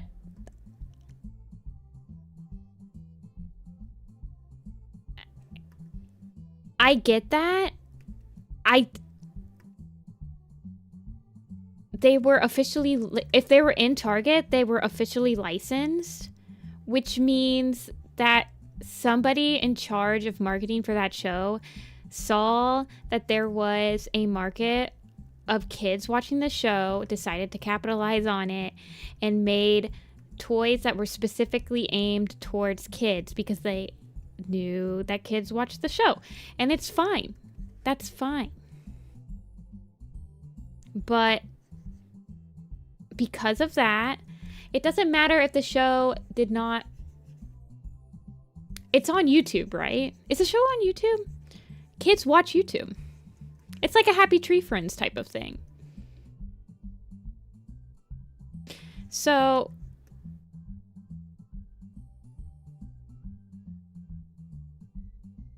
I don't know. I could see... Yeah, I'm not saying there's anything wrong with it. I'm literally telling you guys that kids do watch that show, and I'm sure that the creator of the show understands that, and that's why they were hesitant to... I'm just trying to explain how I feel like I'm putting myself in the shoes of the creator, and I'm saying, even if I did not intend for this show to be watched by children, it is being watched by children. So...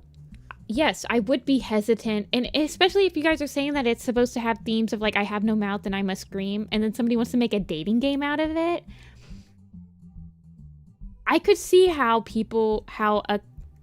me as a creator would not want that to happen. This is the only reason that I am telling you guys that there is clearly a younger audience. And yes, even high schoolers are still kids. 14 to 17-year-old kids are still kids. And I wouldn't really consider it 18 plus because I don't know. It's kind of like how Has Been Hotel has more swear words than you can, like, shake a stick at. But I still would consider it, like, mainly a show for high schoolers because I just cannot stand that show, you know? It has clearly high school humor, and that is fine. It is completely okay for that to be a thing. You know?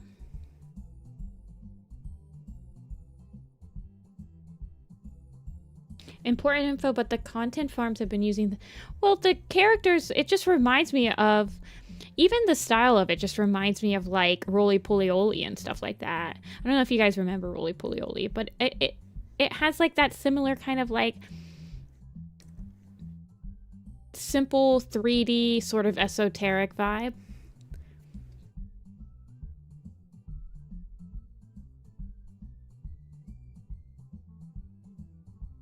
I mean, I was reading Homestuck when I was, like, 15, 16. Homestuck is basically just your guys' generation of Has Been Hotel. And I'm almost 100% positive that the person that made Homestuck didn't intend for 15-year-olds to suddenly start reading it.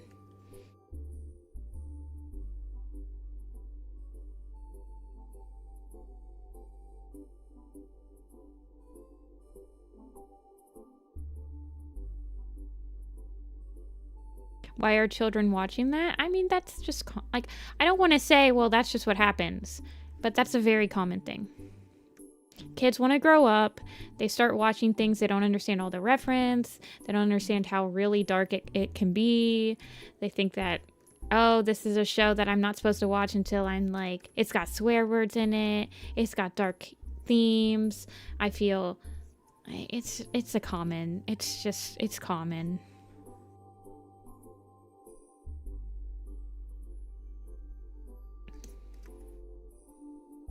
You know? I'm not saying it's not a problem, but it's very much not a generational thing.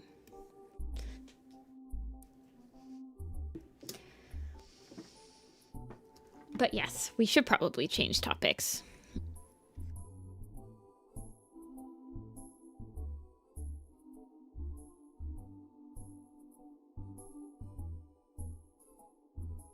It is extremely normal to watch messed up stuff that's technically Mario. Yeah. I mean, it's not a new phenomenon, is all I'm saying.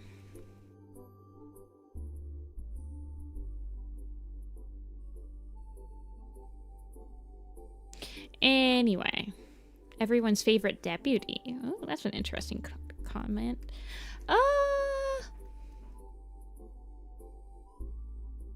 Favorite deputy. I did really like Tiny Claw, but it might be recency bias. Professor News.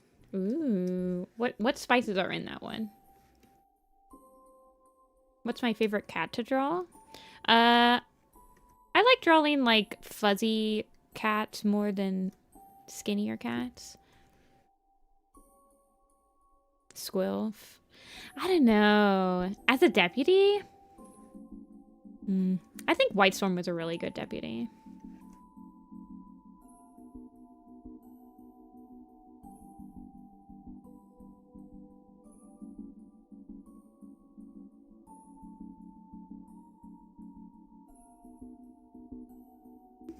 Cinnamon, nutmeg, clove, allspice, ginger, white pepper. Oh, that is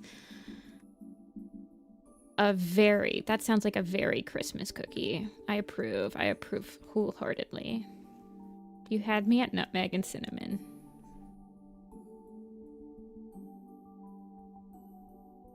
Stone fur. Oh, that's true. I forgot about stone fur. I do love stone fur. My least favorite cat to draw. I don't know. Mothlight, probably. Just kidding. I like my Mothlight pick. I like my Mothlight design. Well, probably the Wildcats. Y'all remember the Wildcats, right? Ay, ay, ay.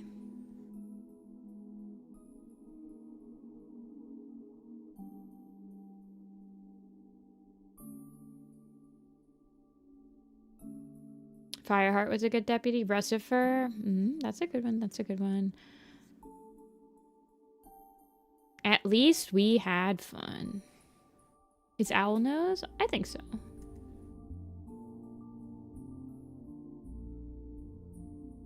Wait, was everyone here when I announced I have officially made my first Sporkle quiz?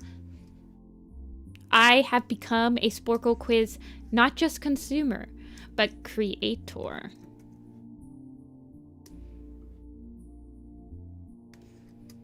I know. Please clap.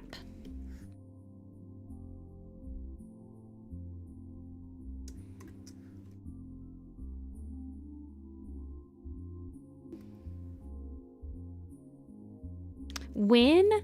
I think we played the quiz on stream on Sunday.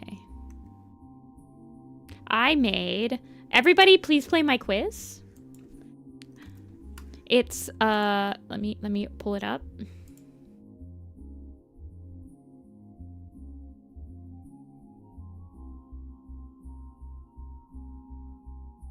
I don't like drawing 1-star. I had a heck of a time.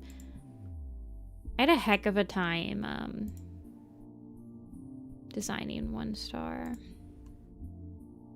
It is, can you name all the Warrior Cat Wildcats? There's 33 of them. Please play my Sporkle quiz. 5 people have played it. I have played 3 of those times. It is literally only to help me remember what the freaking Wildcat names are because I keep forgetting them. Time to crush this? Yeah, you probably can. 10 minutes is definitely plenty of time to do it if you actually know what you're doing.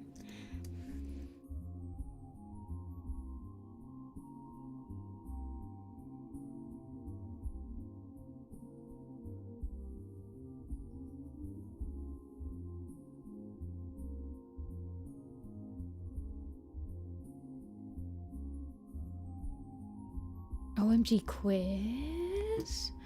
We can do a quiz after I finish Fern, Cloud, and Daisy. We can do a quiz.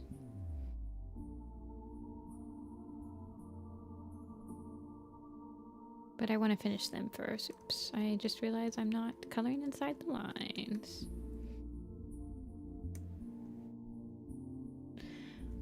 River Ripple. River Ripple is the design I am most satisfied with. He is my most satisfied design. That is the reason he is my blog's mascot on the Warrior Cat Design blog. So I very much appreciate it when people tell me that he's exactly how they envisioned, because he is exactly, I'm very satisfied with the design. So I'm glad to hear that other people enjoy him as well. And honestly, Darktail is one of the other designs I'm very satisfied with my design for. It's pretty much exactly how I imagined him.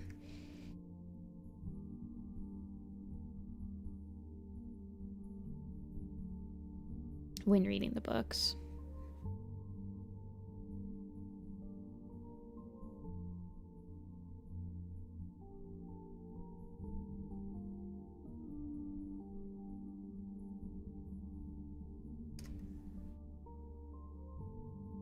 Bald River Ripple.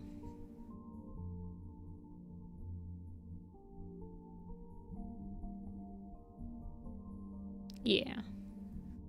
Well, like I said, I had a 1-star Darktail PMV planned out. So I had redesigned him pretty heavily for that one and ended up with something that I really liked because of it. The Upsy Daisy.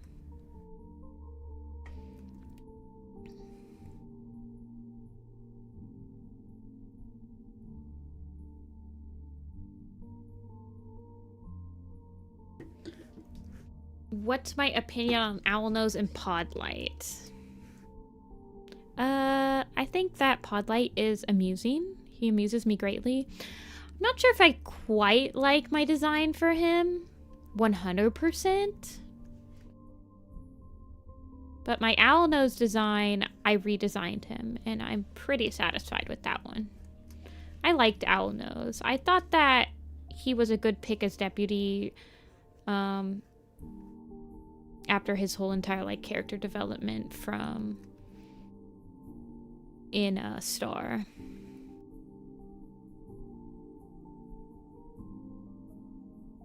I know, it's really hard to remember all the cats. I did it in alphabetical order though. There's so many W Wildcats, it's crazy. It's pretty crazy.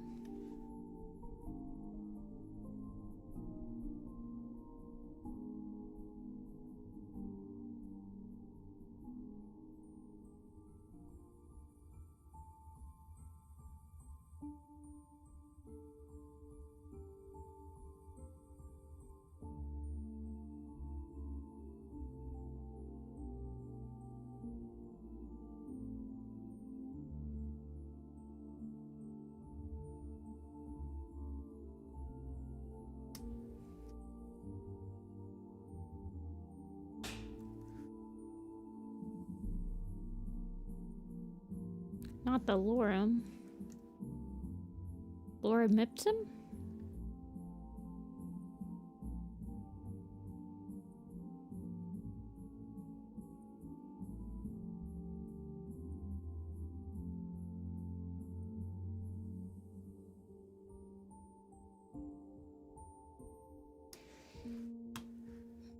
I know, I'm surprised he didn't get exiled either. Maybe the entire clan just realized that his only crime was that he was an idiot. And they let him off the hook.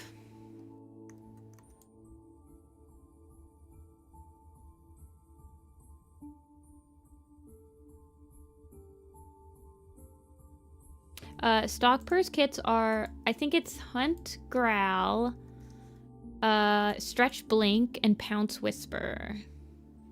Oh, Hunt Leap. Okay.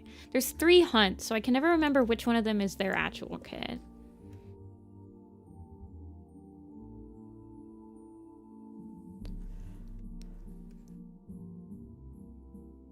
He probably regretted it. I think he's just an idiot.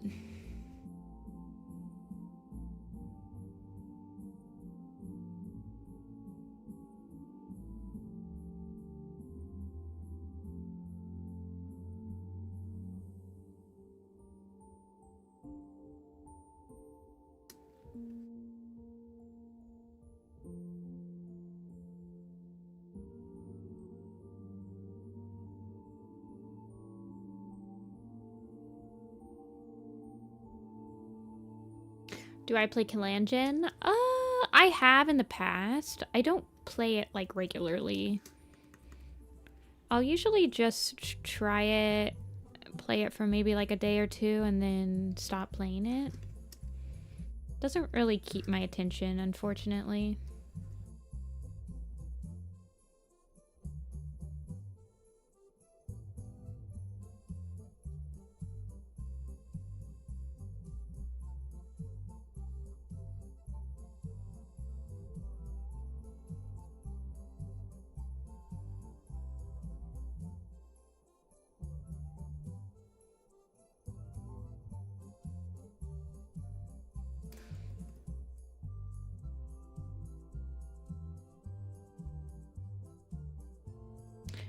Why? What's got you to still have a keen interest in warrior cats? There are definitely, so I wouldn't say that I've consistently been in the fandom for as long as I've been around. Like, I do take significantly long breaks. Sometimes like years apart. So after I finished Everything Moves and Rolling Thunder, I took a pretty significant break from the Werecats fandom. Then COVID happened and I came back, got caught up, and then I took another tiny break from the fandom after I had finally caught up with designing all of the cats to play Kingdom Hearts. And then I've taken breaks where I'm like mainly just an anime fan, I'm creating anime content, etc. Nowadays, I like have a shop where I like make Werecat stuff and like I stream Werecat stuff and like just have like a consistent amount of people that are still like interested in Werecats around me. So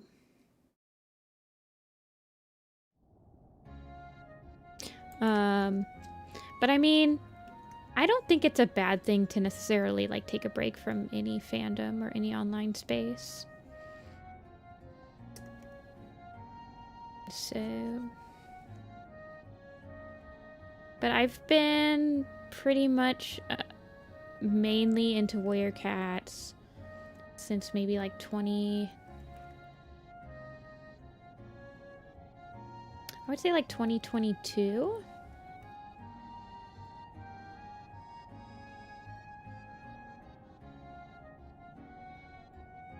I don't know why I like Warrior Cats so much, but it just like tickles the itch for me of like something I don't have to think too hard about, but like has parts that I enjoy.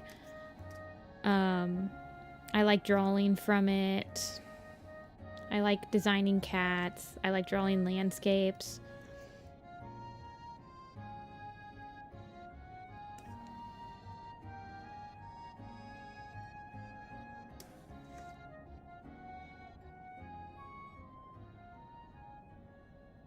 It's kind of like I'll take breaks and like be really into some other stuff, but Warrior Cats is kind of like the one thing that even after consistently taking a couple years of like maybe not catching up with the books or not keeping up with what's happening, like I typically will come back to it and like catch up, and it's kind of like I mean, it's just my home base, I guess.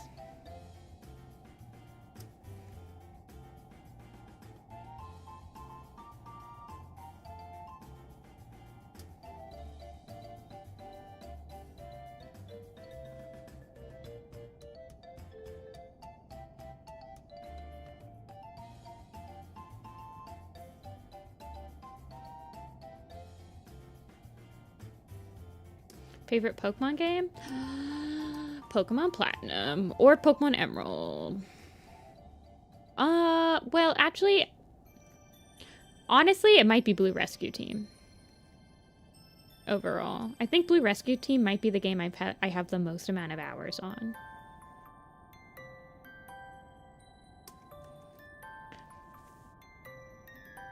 Yeah, winter. I mean, I think it's pretty normal for people to like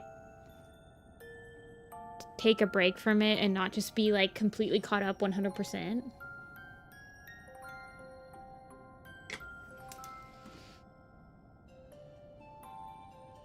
Like all the time. I almost feel like this stint of my Warrior Cats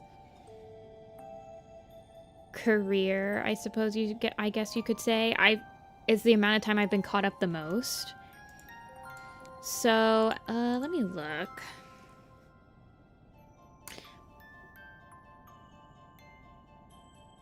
So back when let me look. When I first started reading Warrior Cats, I remember I had to wait on the site. So I had gotten caught up in 2017, and then I kept reading it until about, I think I read Night Whisper. I don't think I finished Night Whispers, which came out in 2010. So I had been caught up from 2007 to 2010-ish, and then I stopped reading it. So that's about 3 years of being caught up. Then I didn't catch back up until about 2013, 2014. I think the Sun Trail had just released, or maybe Thunder Rising had just released. So I took a break for about 3 years, and then I caught back up. And then I remember Mothlight Vision came out, and I stopped reading it again.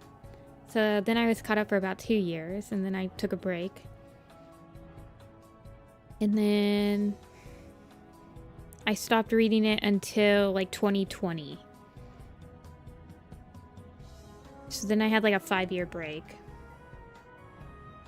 Yeah, 2007, sorry. And then I got caught up. Leopard Star's Honor just released. When I got caught up... No, when I got caught up, A Place of No Stars had just released. So I got caught back up in April of 2021. So I've been caught up since April of 21. So this is probably one of the longest stints of me like consistently reading from on release date Warriors books. But I also like stream Warrior Cats. Like I literally stream just talking about Warrior Cats twice a week. So it's kind of like, I could probably write my Warrior Cat book purchases off on my taxes. I don't. But it's kind of my job to be caught up now.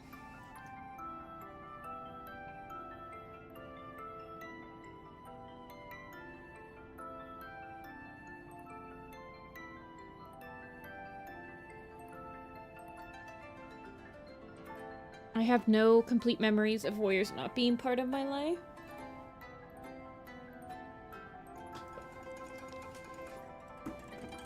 I do. I didn't start reading Warriors until kind of late. I was in middle school when I started reading Warriors. Like, I think I was in like... I was either at the end of 6th or at the beginning of 7th grade.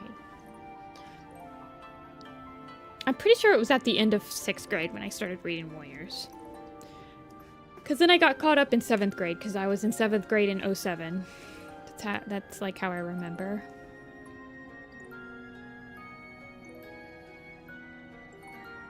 What do I hope to see in the new arc? An interesting plot would be nice. We have not been able to even... They haven't even really told us what the overarching plot for the book is going to be yet. For the arc is going to be.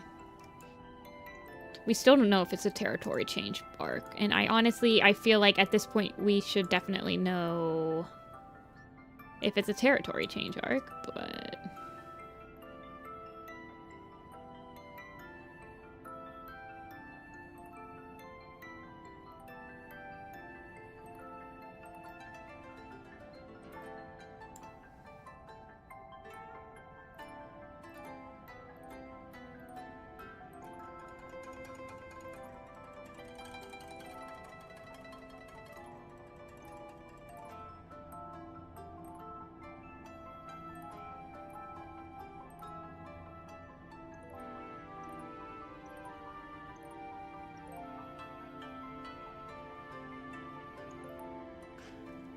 I am ridiculous and first got caught up and actively in the fandom right before Twilight. Yeah. I remember that the first hardcover book that I bought was The Sight, so... Because I didn't have any of the hardcovers for any of the first arc and the second arc until I started hunting for them. But I have all of the hardcovers. I had all the hardcovers for all of Power of Three. Which means I had to have gotten caught up when the site still only had a hardcover edition. And the site came out in 07, so... That's kind of how I'm like, when did I get caught up? Who's the cat in front? That's White Wing. They're telling her that she's preggy again. That she's gonna be a big sister. Also, hello, Hoolie. I'm gonna have to be careful with Birchfall. He might end up blending in too much with the, dirt. Yeah. There's like 3 white cats in camp. It's crazy. And they were the only books. Yeah, so that's why I'm assuming that Sunset probably still had the hard copy on the shelves, but the soft cover was released. So...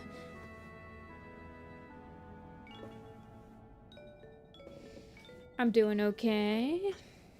Just a little busy. It's that time of the year where you're just really busy.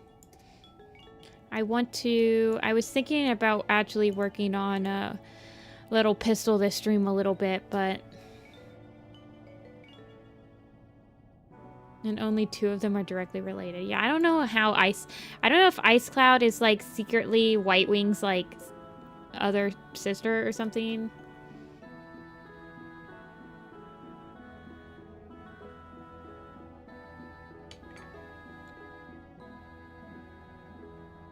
But, yeah.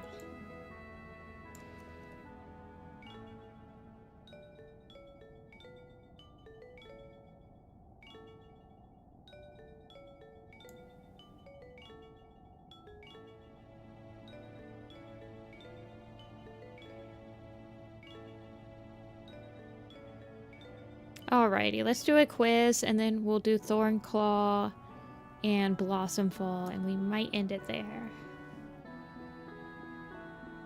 Yeah, I want to do Little Pistol stuff. I need to get the animation doc ready for Little Pistol, but that's not true. That's literally just me typing, like, that one cat gif with the cat typing on the keyboard, me trying to, like, cobble together some sort of animation process document.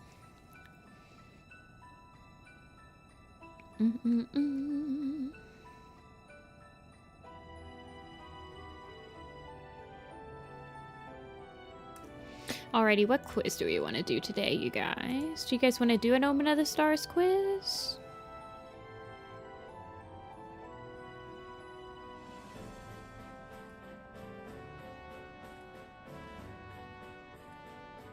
All black cats? Yeah, we could do all black cats. You guys want to do, like, pelt colors?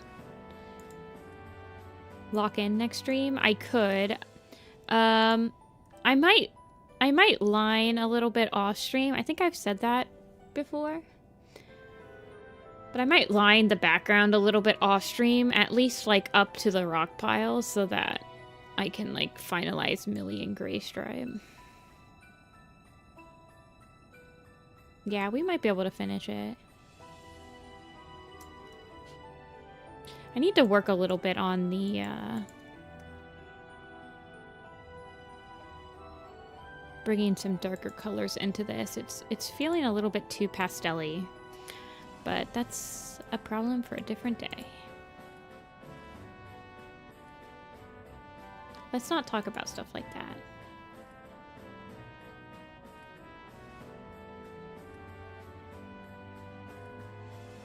We don't talk about drama here.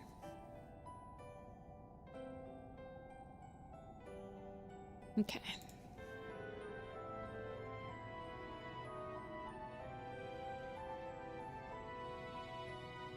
I should probably just scrape the gingerbread for today.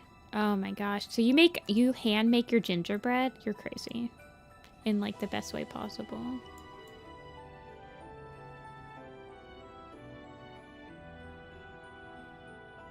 How far down? I didn't think about that, but yeah, I guess you're right. Here we go.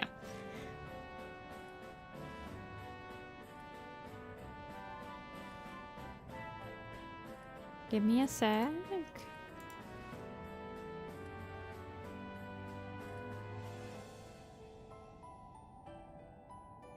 Doesn't he just drag her down the rocks?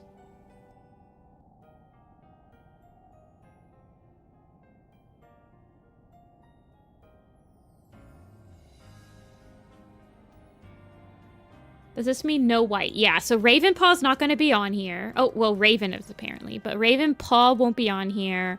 Any cat that has a little bit of white on them will not count. Like Sun Shadow will, Shadow Star will, Night will, Lark Song, Night Heart, Holly, Shine Paw, Holly Leaf, Holly Tuff. I feel like a lot of the Hollies will be on here. What about Holly Pelt? Reed Whisker will be on here. Leopard Foot should be on here. Mottled Black, I think, does work. Oh, yeah. Hollow Spring should be on here. Night Cloud. Bristlebark. Breeze Pelt, I think, will be on here, but I don't think that Crowfeather will be on here. Because I think he's on the gray quiz. Yeah, he is. Spider Lake has black. Holly Leaf, Holly Tough, Tall Shadow. Ebony Claw's a good one. Crowfeather's not on here. Night Cloud we got. Breeze Pelt we got. Night Heart we got. Fuzzy Pelt will be on here. Black Claw. White Claw will not be on here, though. Night Kit. Okay, that's a good one. Spire Sight. Lightning Tail technically is all black, even though I always draw them with a white stripe. Moon Shadow is a good one. Dark Whiskers. Dark Star. There's probably a couple Dark Stars on there. Raven Star's a good one. Fern Leaf. There's a lot of black cats in Dawn of the Clans. Vixen Leaf. Tadpool's a good one. I always forget about Tadpool. Elder Kit? No. Raven Wing. I think Elder Kit and Tulip Kit are both like dappled gray or something like that. Scourge has a white paw, so he's not on here. Loki will be on here. Crowtail's on here. Okay. Slowfur, I think, will be on here, and Mole Pelt from ShadowClan. Kinktail, Loki we got. Ravenwing we got. What about Raven Cry? Yes. And Tumbletail from StormClan. Rockshade's a good one. Shrewtooth. Maipuki. Juniper Kit? No, but Juniper Claw should be on here. Yeah, and Bloom Petal. And I think Pine Nose? Okay. Yellowfang is black. It's gray. Scourge, tomato, tomato. Shine Paw I did get. Ursar's friend. Finch Song? Finch Song's on here. And Arc Shadow, their kit. Oh, you're talking about Arc. Okay, yeah, Arc. And Pine Needle. Dusk Fur. Dark Star we've got. There's another, I think, Mole Whisker from Code of the Clans. So Star, I think, is gray. I think Rain Leap from Maple Shade, Rainfall from Maple Shade's Vengeance. Swift Star. There's another black cat in the Cats of the Park. I can't remember who it is. Oh, Rook? Yeah, Rook and Rooktail from ThunderClan. Grassfoot's a good one. Breezepelt and Nightcloud we did get. There's also, I think, one of Crowfeather's siblings. Down Kit or Hill Kit? Yeah, they're black. Shadowstar we did get. For Wingclan we have Holly Fernleaf. Night Star. Okay, we need a Night Star. Night Pelt. Dark Flower and Night Wing. What about Smokefoot? Okay, awesome. Tumble Kit, that's a good one. Houndstar? I think Houndstar's brown and white. Spire Sight we got. Spire Claw's black and white, though. Let's see. There's another black cat in Tall Shadows Camp. Oh, it's Jackdaw's Cry. And there's a Guardian Cat. I think it's Marigold. Yeah. Leopard Foot we did get. What about... Oh, yeah. Beetle Nose. Perch Kit. Very nice. Very nice. Isn't one of Float Shimmer's, like, Eel Kit? Okay, yeah. Night Kit we did get. There's some kitty pets too. Oscar. Yeah, Jackdaw's Cry I did get. Mouse Wing's a good one. Owl Eyes I think is actually dark gray. Yeah, he is. Rippleclaw? No. Knight? No. I think Riga is black. Ebony Claw. We got Loki. There's lots of loners as well. Madrick? No. Jet's a good one. Moss? No. Mist? Cedar Heart. Oh, that's a good one. But apparently, I think he has some white on him. That's Loki. That's Loki. We did get Loki. Running Nose is gray and white. Nightheart we got. Pepper, I think, is actually not black. Night Sky isn't black. Yeah. We did get Oscar. We're looking for a kitty pet. That is... Oh, what about, like, Birdwing? Doesn't she get captured? Dark Flower, we got. Oscar is Tansy. Yes, she is gray, I think. Crowtail, we've got. We're missing lots of WindClan cats. There's Alder Branch as well. That's a Stormclan. So we're done with ThunderClan. We're missing one ShadowClan cat. This is going to be, like, a ShadowClan. Mousewing we do have. This is a ShadowClan cat that's... like, either in Code of the Clans or, like, Molepelt is in Cloudstar's Journey. But it's not Slowfur, right? So, Shimmerpelt. Oh, yeah, there are Shimmerpelts that are black. Crag. No, I think Night. I think Rock. Did we get Soot? No, we did not. Jumpfoot? Okay, that's a good one. That's a good one. Sunflower. Okay, that is one. We're missing lots of WindClan cats. Lots of cats from maybe Code of the Clans.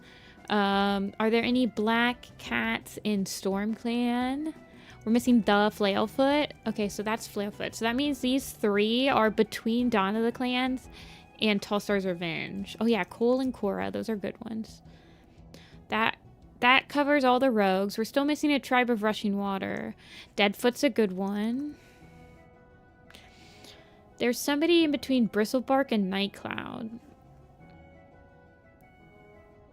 Mousewing. We have Mousewing. We have all of ShadowClan now. Frogtail. We have all of ShadowClan. Screech? Oh yeah, Screech of Angry. He's like the Breezepelt clone. So for WindClan, Flailfoot is... trying to think. Oh, there is Swiftwing. Swiftwing from Stormclan's Folly is Hawkfur. Okay, that's a good one. So this is somebody in between. Oh, you know who it is? It's Hound Leap. Somebody said Hound Star, but it was Hound Leap. Crowfur's a good one too, Trash. We're done with that one. Now we're missing a River Clan. Somebody in between Vixen Leap and Blackclaw. That's interesting because... oh, is it Loudbelly? No. Shade Pelt? No. Slate? No. It's not White Claw, right? No. So Black Claw, this is interesting. Is it one of Crooked Star's kits? Oh yeah, it might be Willow Kit. Okay, that's a good one. Good call, Maple. Good call, Maple. That means the only ones we're missing are loners. Soot is one of the kittens in Crooked Star's Promise. So these are higher up than Crooked Star's Promise. So Mole? No. Mole from like Tallstar's Revenge I thought might be one, but apparently it's not. Mitzi, oh yeah, his mom. What about Domino? No. Magda? You know who is one of them? It's gotta be Swallowflight. One of the SkyClan cats that disappeared. Which means that this is a loner. This might be a Dawn of the Clans loner. Brindlewing. Like, this might be someone from Dawn of the Clans. Because Swallowflight is from SkyClan's Destiny. And there's not that much loner activity. Is one of Fern Whisper or Huntheart's kits black? Do we know that? Like, Lightning Kit or Wind Kit? No. Is, like, Song Kit? Magda? One of Slash's sidekicks? Beetle, maybe? No. B. Beach. Stone. Skywatcher's dark gray. He wouldn't be he would be below Swallow Flight though. The loner being that high. Cool. We've got cool. We've got both the cools. They were in the rogues. And then the one between Jet and Spire Sight is... Jet is from Sunrise. And Spire Sight is from Tiger Heart's Shadows. So this is like probably an Omen of the Starsy one. Or it could be another member of Jingo's group. Bug.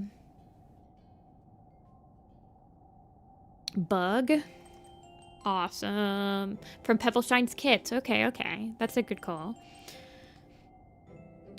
Bug and Benny. So that means we're missing one loner. And this is possible. So my gut's telling me that this is a Dawn of the Clans character. So Nightheart the Rogue, I think she's black and white. Because it's like a common assumption that Nightheart the Rogue is supposed to be Night from River Star's Home. Night Fur. You're right. You're right, Agnolia. It was Night Fur. Because Night Fur is an elder but becomes a rogue at the same time. They just stay at the Gorge. So I don't really consider the ones that stay at the Gorge after SkyClan quote-unquote disbanded as being loners. Because they're staying in SkyClan's territory, right? Honeyleaf and Swallowflight actually end up leaving the territory. And if you agree with what Vicky states, they become mates and they give birth to Low Branch, who is Skywatcher's daughter, or Skywatcher's mother. Riga, Tadpole, Sunflower, Bug is one of the last ones.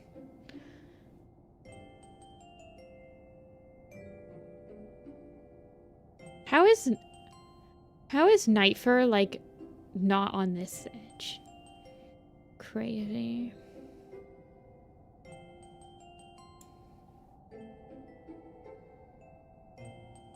I forget Tadpole. I'm that person. I forget Tadpole consistently on on quizzes that he is a part of. I know. I'm gonna go to the bathroom really quick, and then we're going to work on Thornclaw and Blossomfall. I will be right back.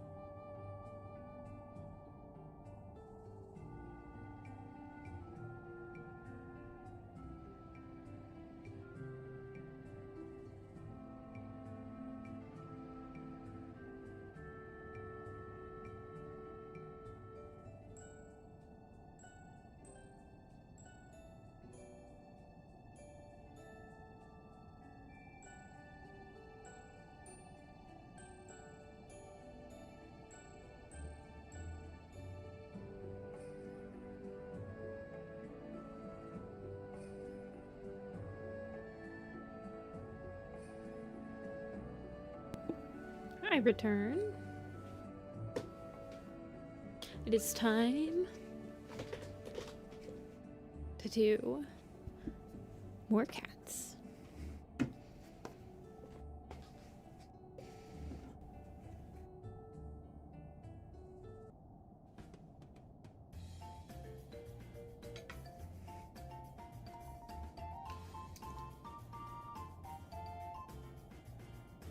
Alrighty.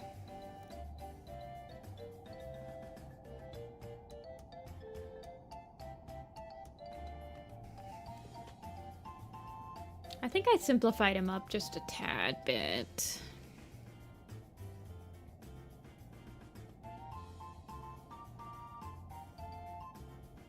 Blossomfall and her 70-year-old husband.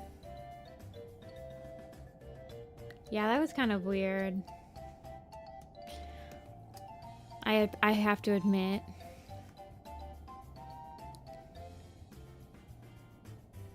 By the time they get together, though, I think Blossomfall is like 5 or 6. Maybe not.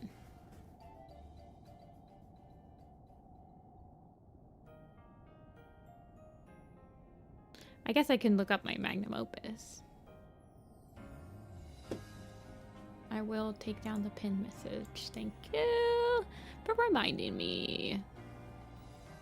Let's see how old Blossomfall is when she has kids.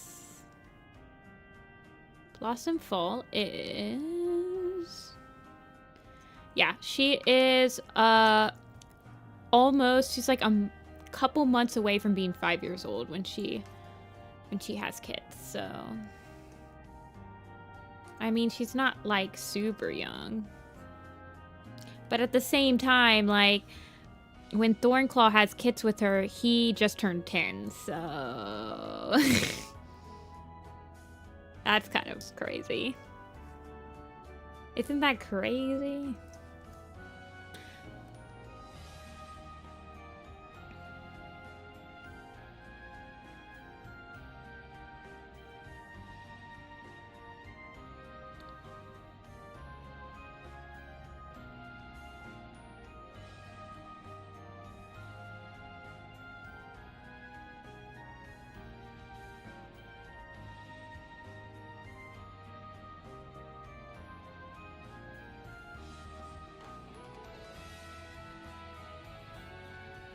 Better than Pine and Leopard. Let me see how old a Leopard is when she has kids with him.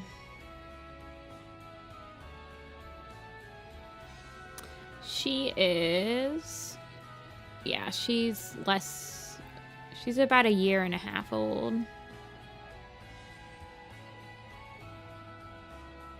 And he is a little... Yeah, that's awkward. That's an awkward one. Being worse than Pine Star. I, for one, support Blossomfall chasing a silver fox when she's a grown woman. I do too. Good for her.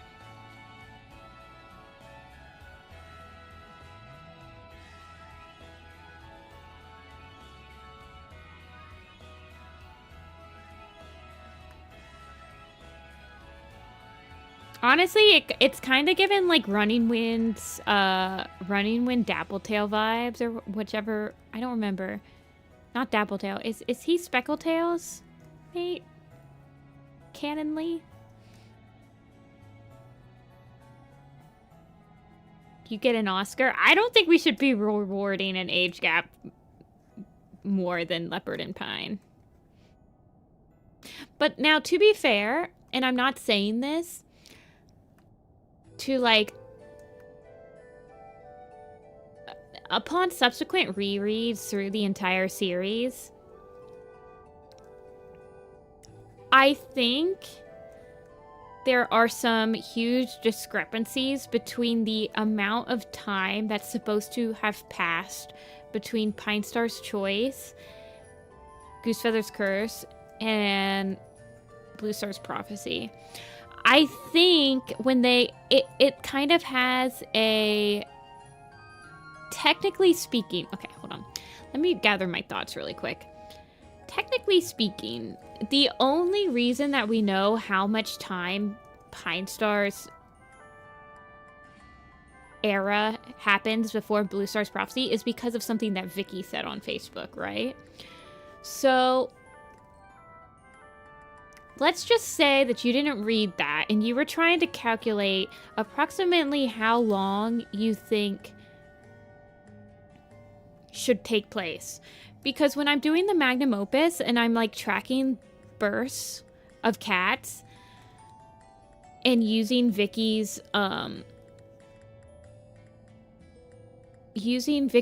words, being like Pine Star's first happens 10 years before Blue Star's prophecy, etc., etc., it leads to this pretty insane gap of no cats being born in ThunderClan for like a year or two, right?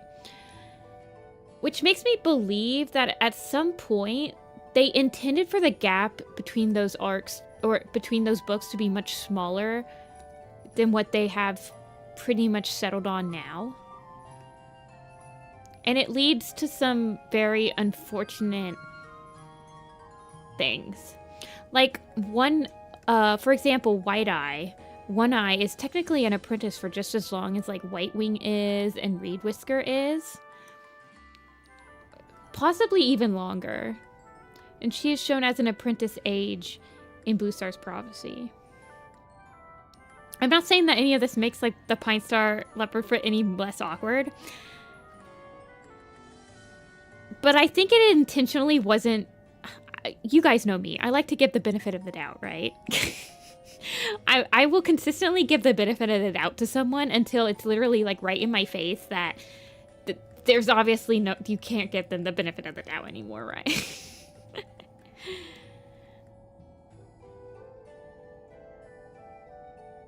So, I don't know. I think that it's interesting, is all that I'm saying. I don't think that there was supposed to be like an insane age gap between them. But yes, we can still point and laugh. But I like to think that there was no malice involved. Hopefully.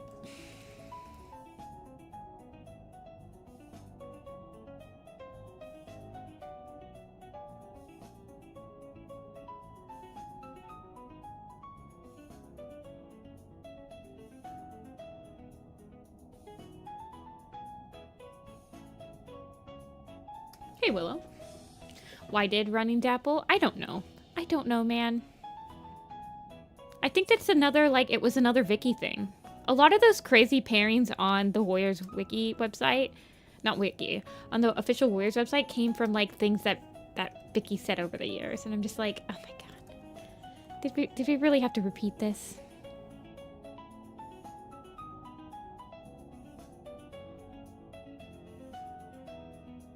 Oh, no, you're fine, Winter.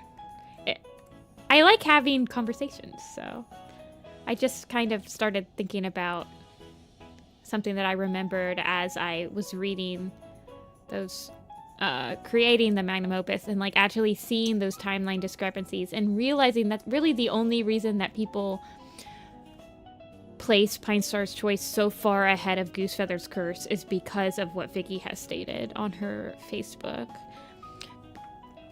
Because, I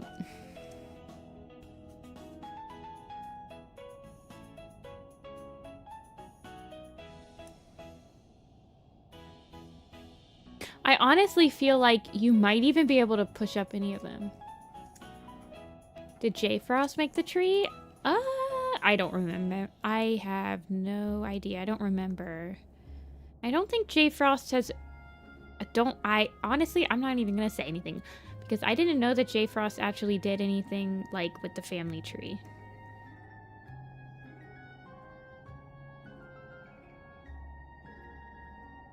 What's my name on Sporkle? It's my government assigned name. And I mean like my full-on legal name.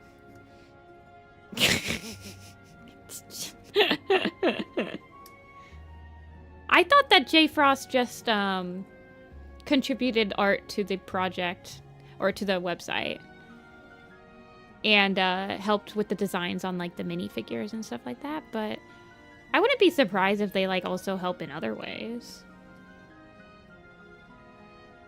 And that is... Here, I'll link it.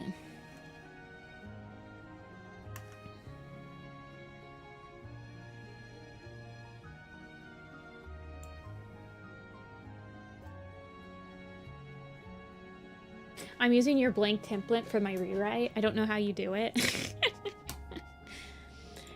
Lots of patience. It's become a huge thing. Hold on, I'm linking my quiz. I'm linking my quiz.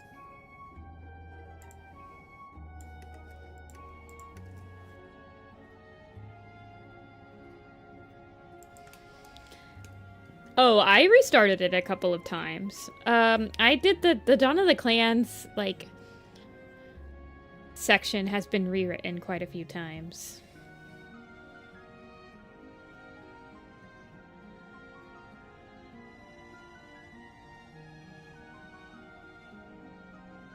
Name every wildcat.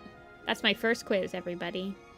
I want to do ones for, like, other groups, too. I want to be like, hey, name all the sisters. I got tired of waiting for Spiderwing to create the quiz, so I'm just going to make the quiz.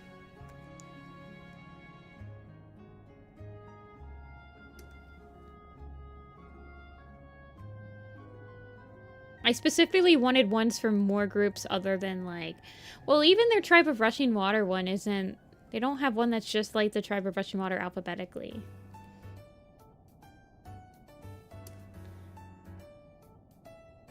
Yeah, the file does also get massive. That's why it's also taking me a lot longer lately to like update the Magnum Opus, because it's very laggy. Actually, I use Google Chrome specifically just to edit the Magnum Opus, because Google Sheets works a lot better in Chrome. I don't like it. It lags so much more when I try to work on it in Firefox. So I would recommend trying to work on your Google Sheets in Chrome and seeing if it doesn't lag as much. If you're not using Chrome already. If you are, I'm sorry. I have that problem too.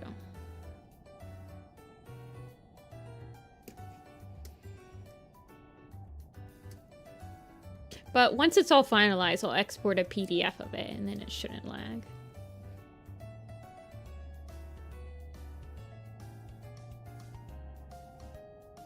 Yeah, I actually jumped ship from Google Chrome this year because of their war on ad blockers. I genuinely think that the internet is literally unusable if you don't have an ad blocker, and so Google Chrome getting rid of all their ad blockers from their store and like refusing to let me have one was the final straw for me. I switched to Firefox. He's a caramel macchiato. For sure.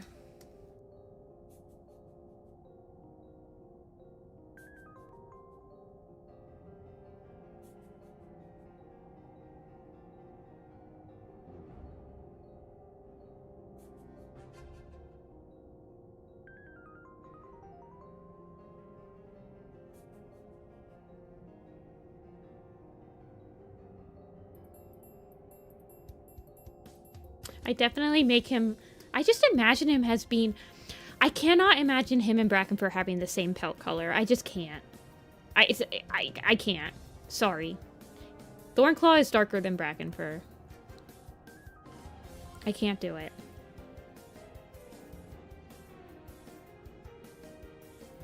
No amount of brainwashing is going to get me to think that a light-colored Thornclaw will look right.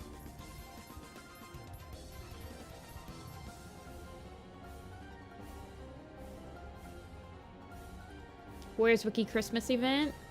Oh yeah, we did our own last year because we got angry that the that the wiki would only let you edit like once and some people didn't let you edit, and we were like, we're just gonna make our own.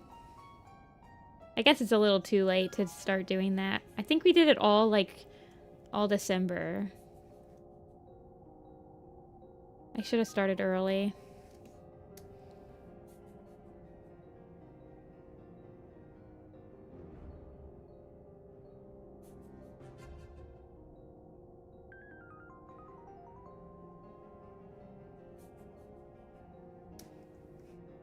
They seem to be more lenient. I think that they should, honestly. I mean,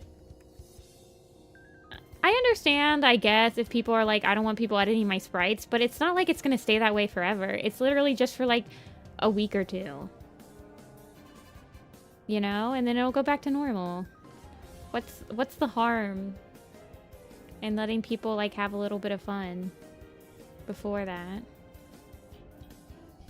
Bit of a bah humbug situation, in my opinion, but to each their own, to each their own.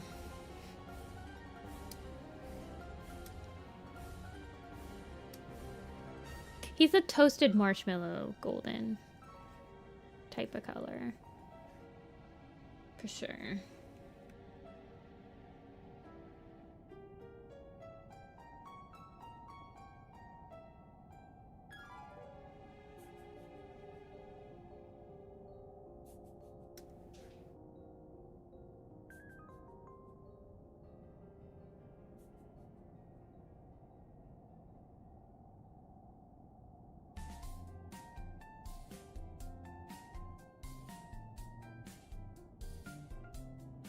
Salted caramel.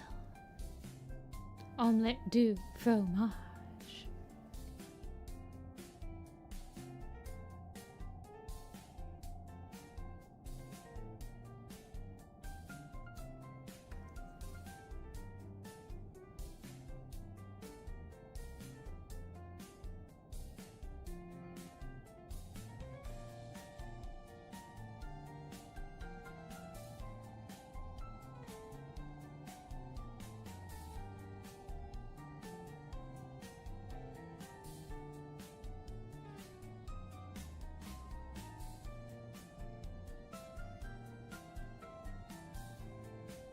Trying to see. I guess I don't have to be too specific on his tabby stripes, just kind of get the gist of it.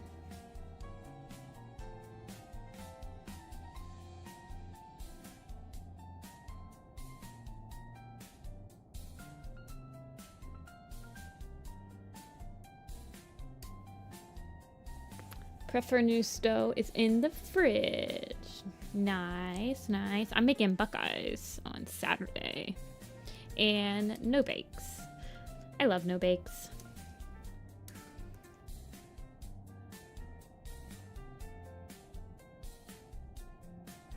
I'm also making pizzelles. Pizzelles I am making.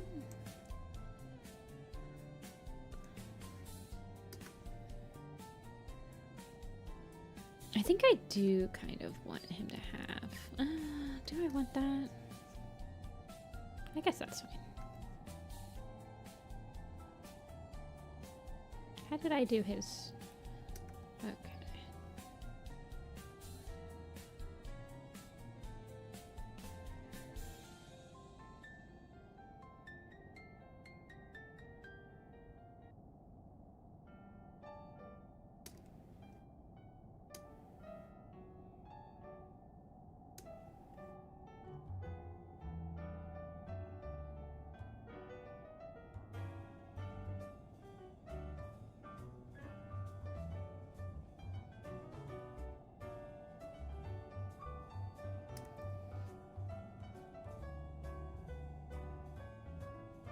They need to rest in the fridge. Nice. I love cookies. I love cookies so much.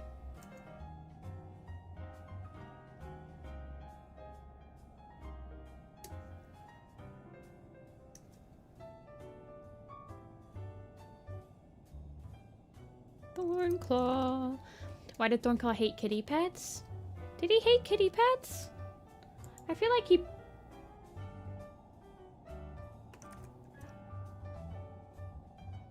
didn't hate him as much as like Dustbelt. Dustbelt was his Mousefur was his mentor, right? I feel like he was just a prickly guy.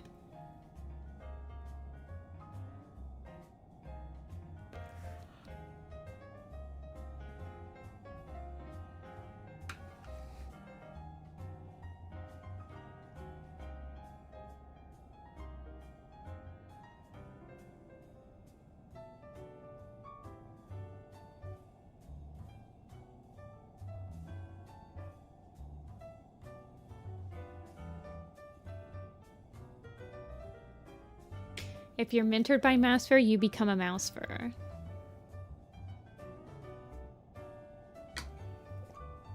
It checks. She did Thornclaw and Spiderleg, right? Yeah.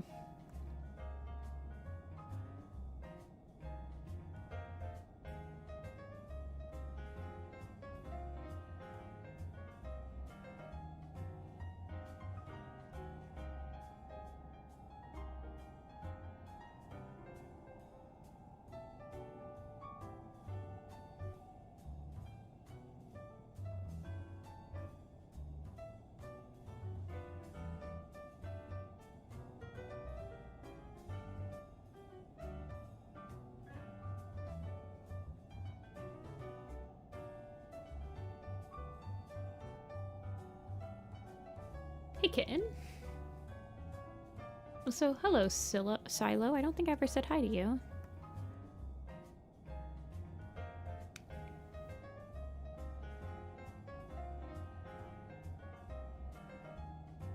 My, speaking of cookies that relatives make, my, aunt makes these, like, Oreo dough ball cookies. They're kind of soft, but they're, like, Oreo flavor. Oh my god, they're so good. I always, like, steal a bunch and hide them.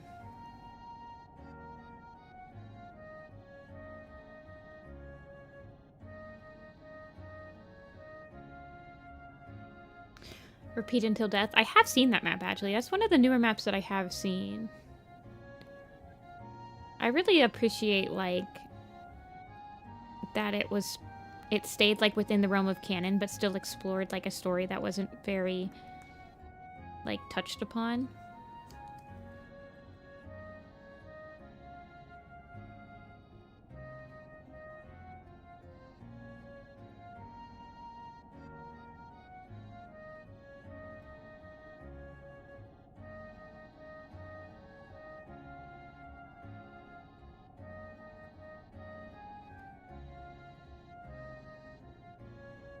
The Oreo dough balls, they are. Look them up. I don't know how to make them because my aunt makes them, but holy crap, they're to die for.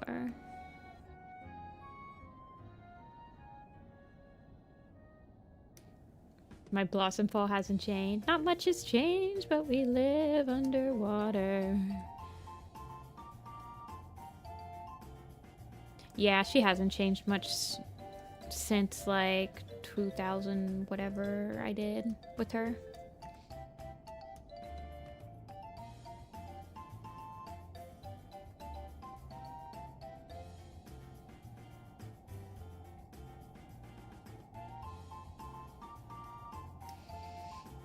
Oreo flavored cookies are so funny. They're cookie flavored cookies.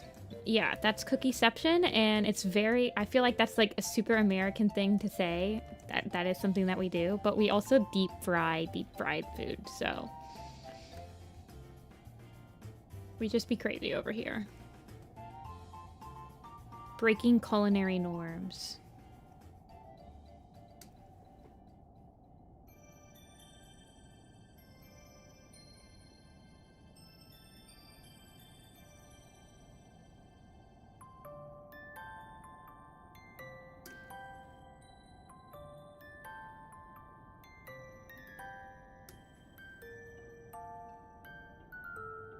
I mean, we also have, like, birthday flavored cookies, like birthday cake flavored cookies, which is kind of crazy considering, like, you're just, like, making a dessert flavored like another dessert. I don't know how to explain it, but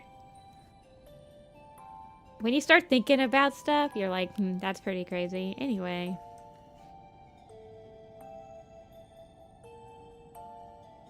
I mean, we also like combined Swedish fish with Swedish fish with Oreos once. It was horrible. I hope no one else experienced that.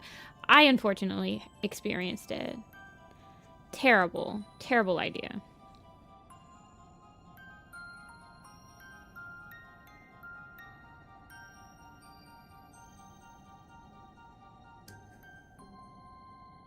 The birthday cake. Okay, the birthday cake Oreos kind of slap. They do kind of slap. I do agree with them.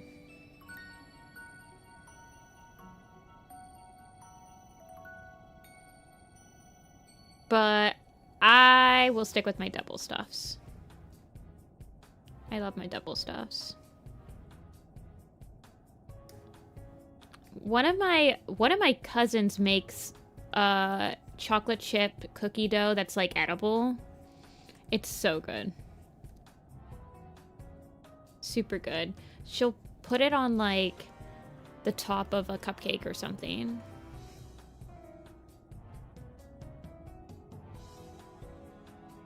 Mint Oreos.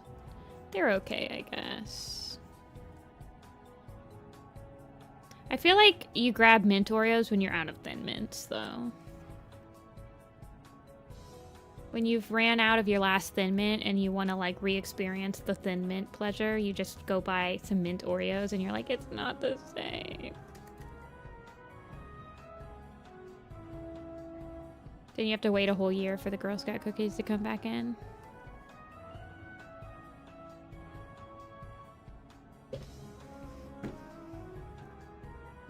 Oreo flavored Coke. I think I did see that. I think I did see that.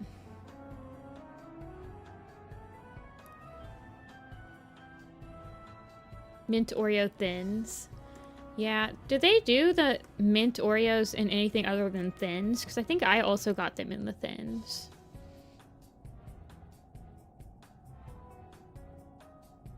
Why are frosted Oreos winter only?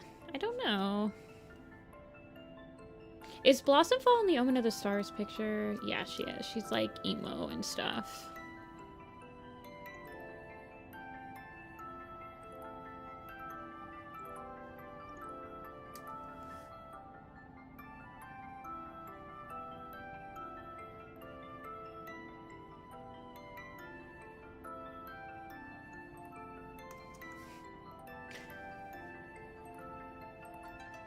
One of my coworkers, when I was working at Adult Swim, brought a different Oreo flavor every Wednesday, and we rated them to make an Oreo ranking.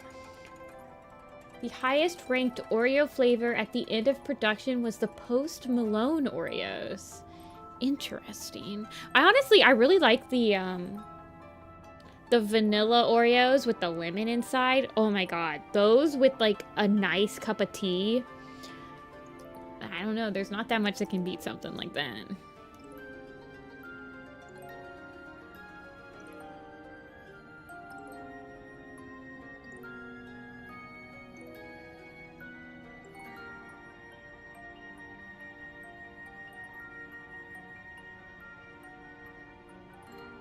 Yeah, the golden lemon. Yeah, that's what they're named. Those are really good with tea.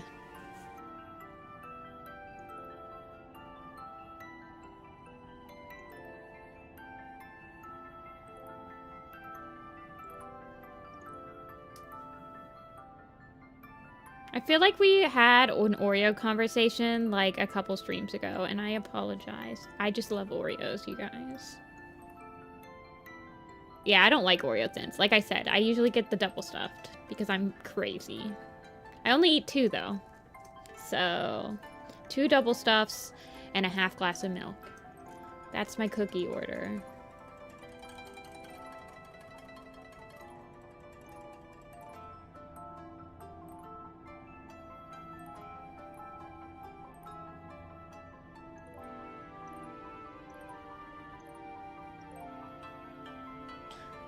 People flavored Oreos, so Soylent Green Oreos, you're saying.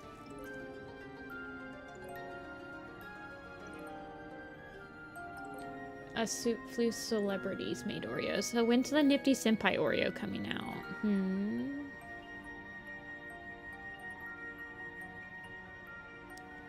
I'm looking into the camera like Alan from Smiling Friends.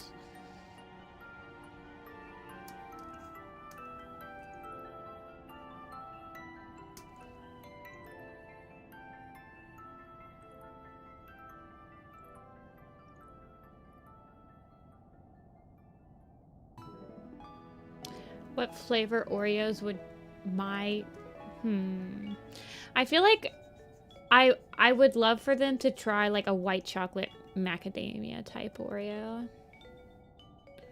That or a key lime pie Oreo might taste good with like the golden.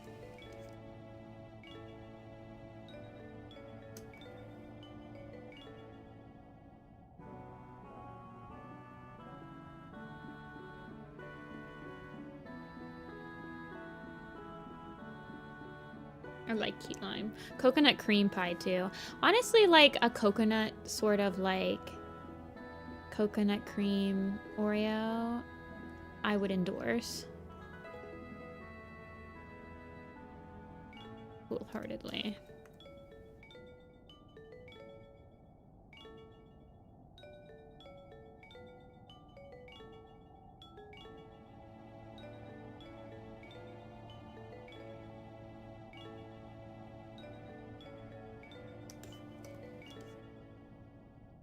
We're gonna have to simplify our markings a little bit because she's so tiny.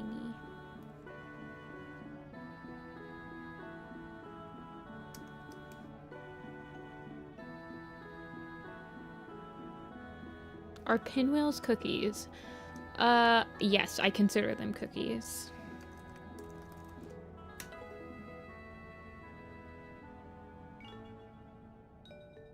Does Blossomfall have a canon eye color? I don't think she does, right?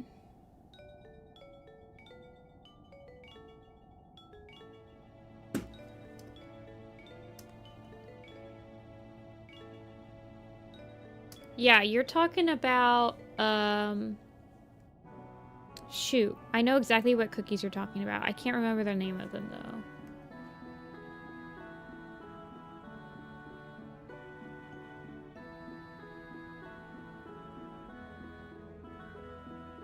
What else would pinwheels be? So when I type in pinwheels, the first result on Google is pinwheel cookies, which means that they're cookies. Pinwheel cookies. These slice and bake sugar cookies. Were they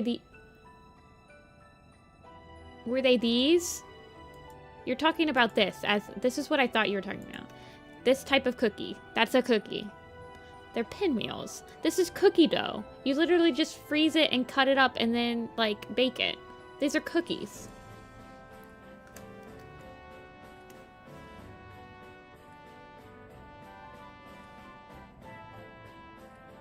I feel like they're just...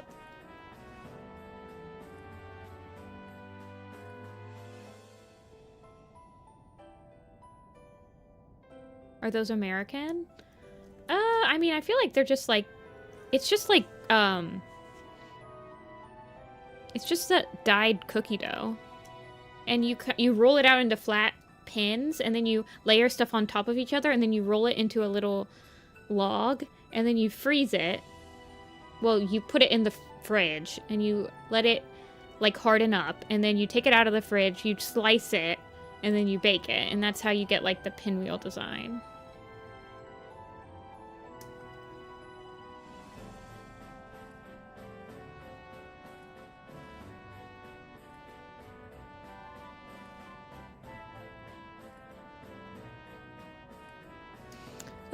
I think I'm just going to do this.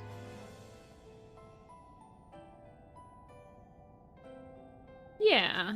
They're just like regular sugar. They're basically sugar cookies. I don't really think... They don't really have an overpowering taste. I mean...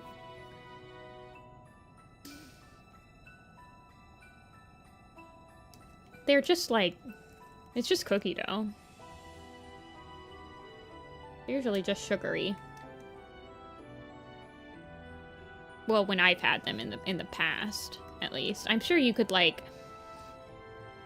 make them different flavors.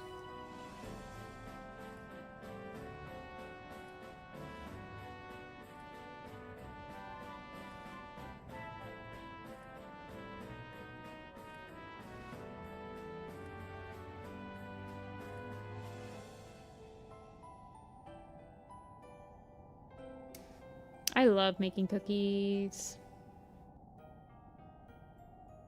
Well, actually, that's a complete lie. I actually hate baking. I much prefer cooking. Baking kind of stresses me out. But I do love eating cookies. I do love eating the cookies.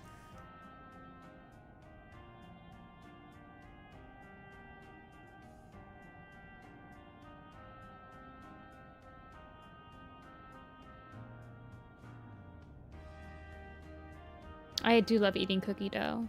I always tell people that if I die because I ate cookie dough from salmonella or whatever it may be, please, please let them know that I had no regrets and that I am completely understanding that I take my life into my own hands every time I eat cookie dough. And I would still recommend it to everybody.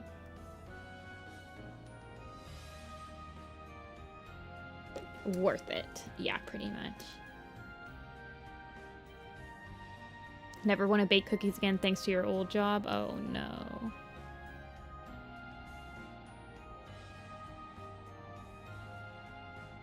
The Pillsbury cookie dough you buy in the store? Fair enough, fair enough.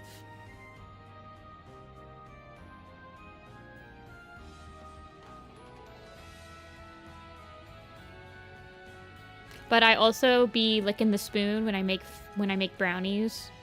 When they specifically tell you, hey, don't lick the spoon, you're gonna get salmonella. After I put 2 raw eggs in my cookie batter, or my brownie batter, I'm still out there licking the spoon. I'm like, I'm making these, I get to lick the spoon.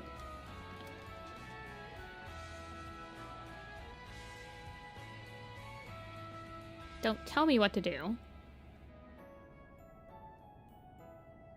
Baking any cookies? I am. I'm going to be baking, well, technically you don't bake no-bakes, but I'm going to be making no-bakes. On Saturday is my cookie day, so no-bakes, pizzelles, Buckeyes, these kind of pecan pie cookie things, and then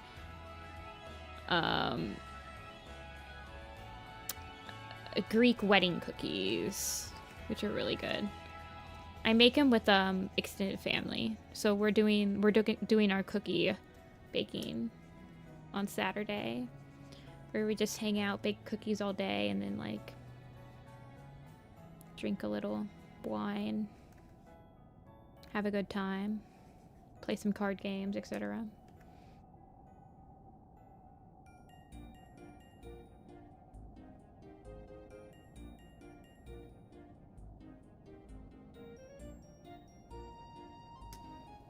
Wouldn't stop eating it, so they gave up and made it safe.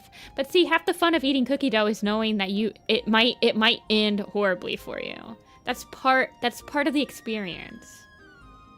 Kind of like, it's kind of like life. Yes, everything you do in life might end poorly for you, but that's part of the experience. It's part of the fun. Spritz cookies. I used to make Spritz cookies, but I don't like them. I don't find that fun. Fair enough. That's part of the thrill of eating the cookie dough, is that you know you're not supposed to be eating it.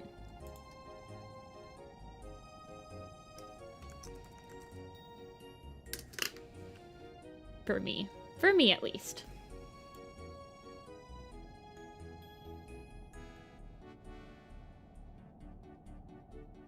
Alrighty, so we just have Fern and Daisy are done. So we only had the Elders, Mousefur and Purdy, Toad and Bumble. Spider we've done. Where is Spider? Where'd Spider go? Oh, he's in the BG Cats. Okay.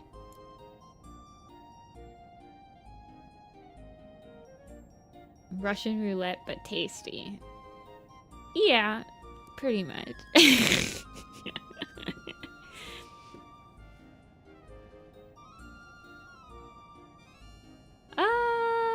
I don't know if I want to do any more today. How many have I done? I did edits on Cinder, Bracken. No, Cinder, Briar, Bramble. Gosh darn, I can't talk today. Somebody mentioned earlier that I messed up Briarlight's tail. Oh yeah, she does have like a slightly darker tail. I'll fix that. I think I'm gonna try to fix, I want to fix Leafpool's eyes a little bit.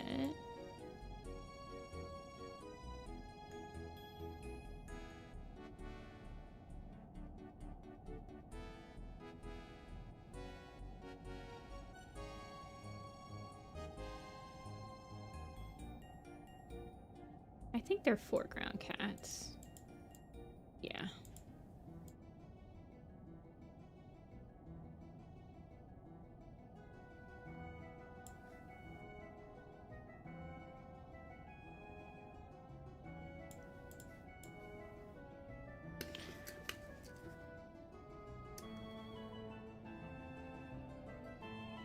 Is this music from one of the Pokemon? I think it was. I think it was.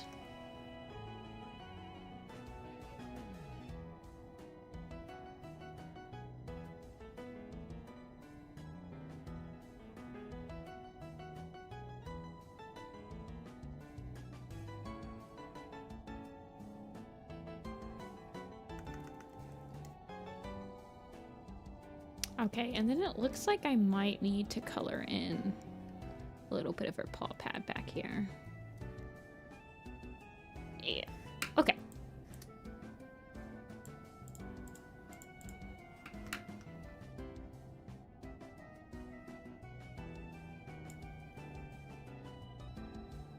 Almost free from work.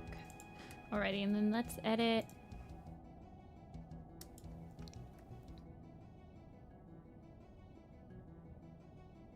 Leafpool's eyes a little bit.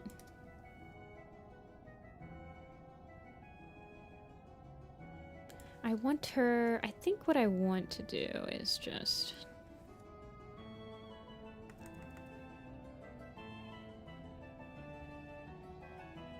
bring her eyelids down a little bit.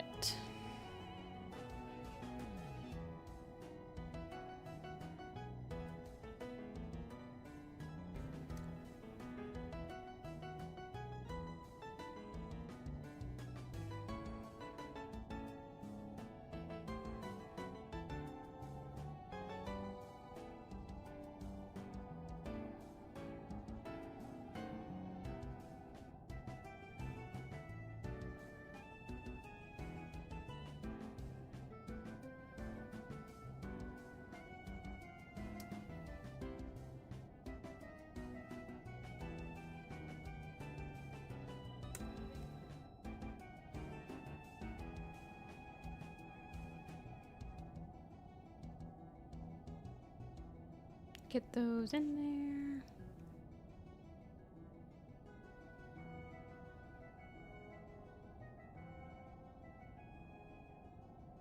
Yeah, that's much better.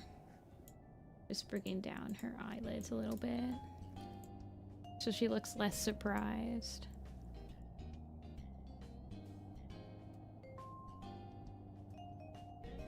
I want Squirrelflight to look a little bit more worried. I kind of just want Leafpool to be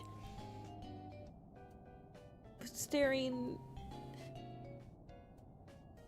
in the general direction of the three.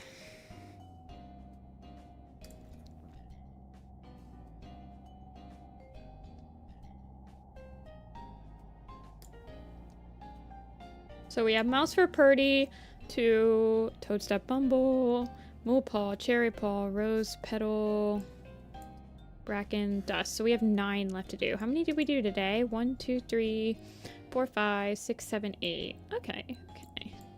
Oh, and we have Graystripe and Millie, so we have 11. So I don't know. We can try to get them done tomorrow, next stream. We might not.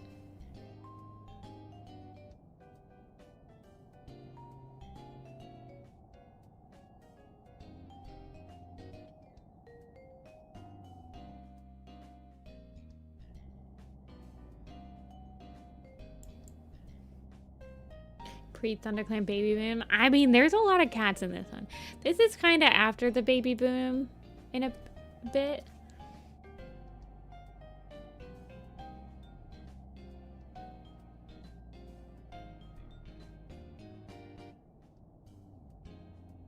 I think I'm going to add a little bit more darker colors into this eventually.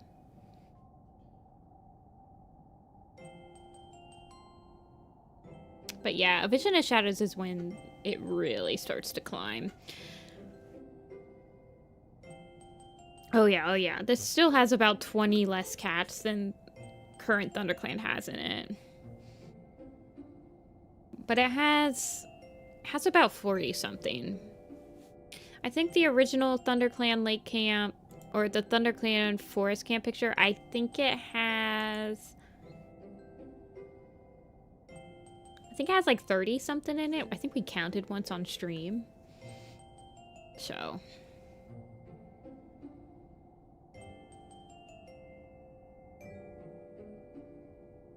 actually don't know if I'm liking the shape of Cloudtail's tail. I think I'm going to make it so that you can kind of see a little bit. This right here is really throwing me, this area. And I think I need to make it just more of a smoothness to it.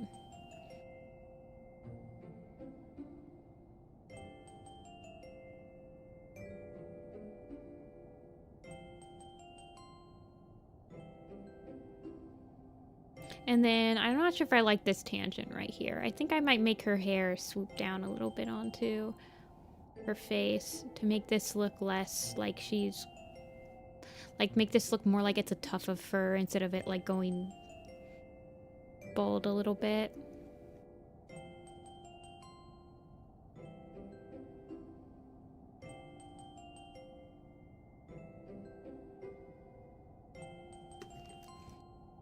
Let's see. I also want to change something with Daisy and Fern Cloud.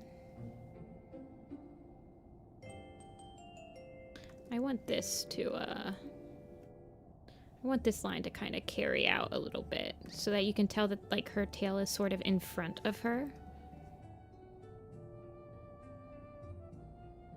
Something like that. Bald heart, bald, bald.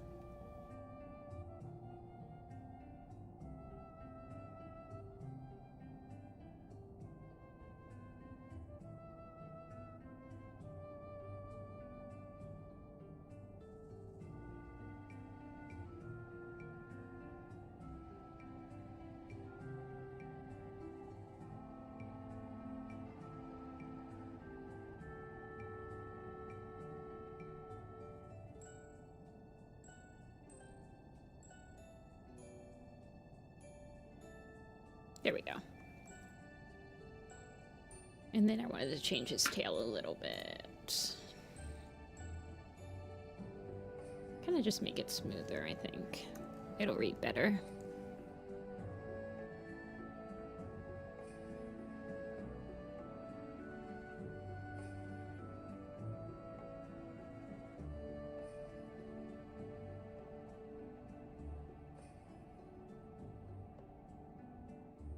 Maybe more poofy right here.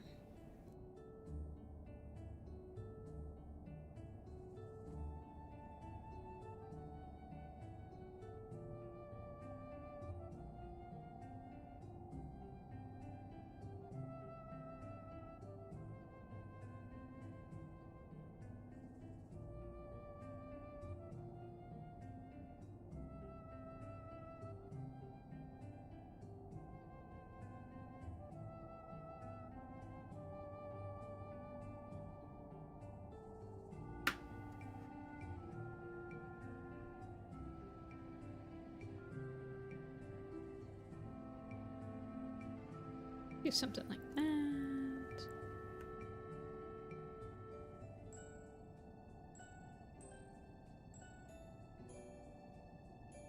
I want him to be round like a cloud, like puffy on the edges, but to kind of balance it with the shape of his tail.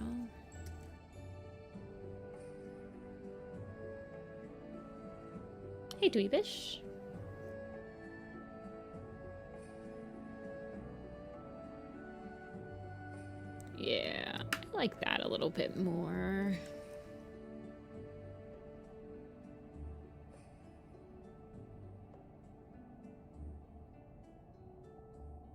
I feel like I might be able to wrap her tail around to her paw a little bit. I think that might look a little more natural.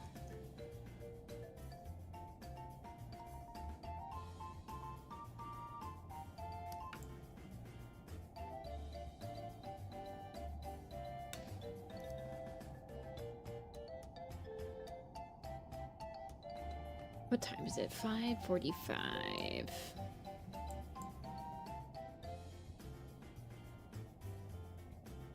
I guess we could do Dustpel. Let's do Dustpel and then we'll call it there.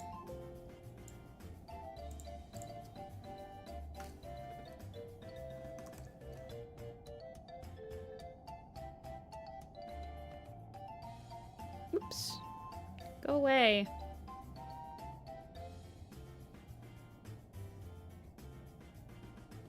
There we go.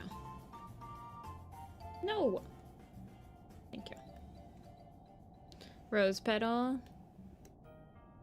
We could do rose petal.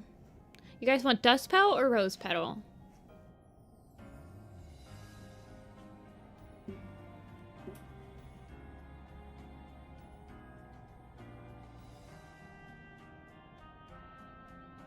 Rose petal, rose petal. I hat beauty marks. Dust pelt, option 3, bracken fur. I want to make sure I'm like full on attentive mode for bracken fur. He's my baby. We'll do rose petal. She'll be easy.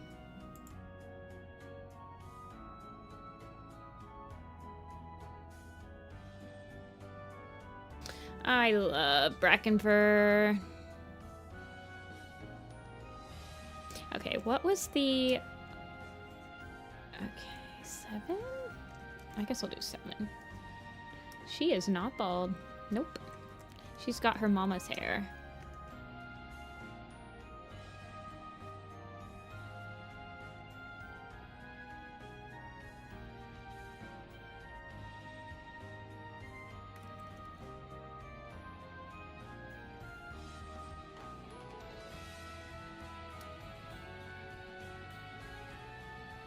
Who was your crush? I always thought it was Bumblestripe.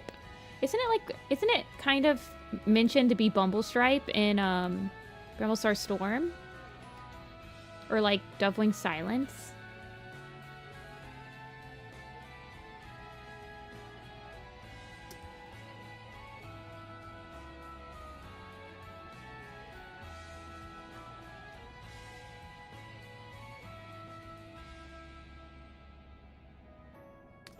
Rose petal, why?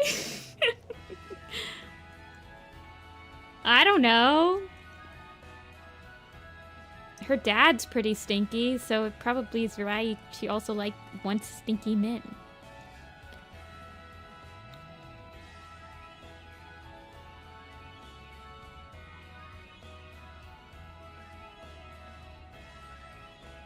Yeah, Bramblestar Storm's really boring. I agree, I agree.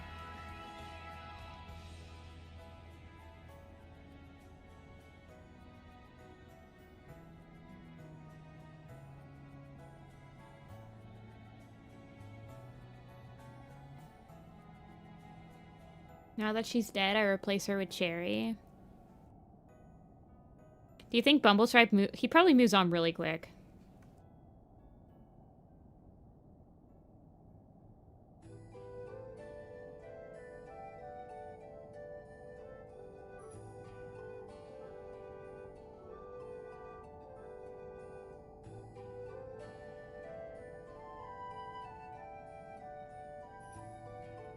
Trying to think if I want her to be... I kind of feel like I might want her to be more forward-facing than she is.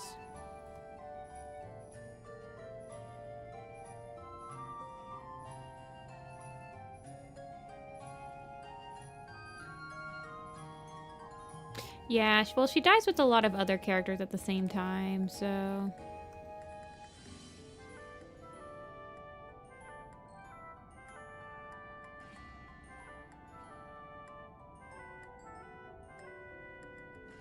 I don't know. Maybe Rose Petal thinks she can fix him.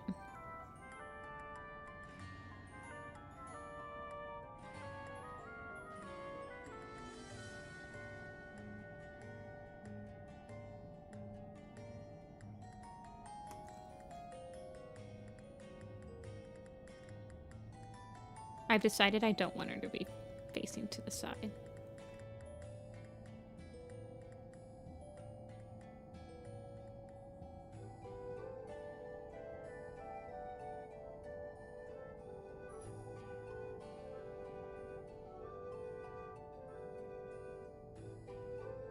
I guess I don't even really usually...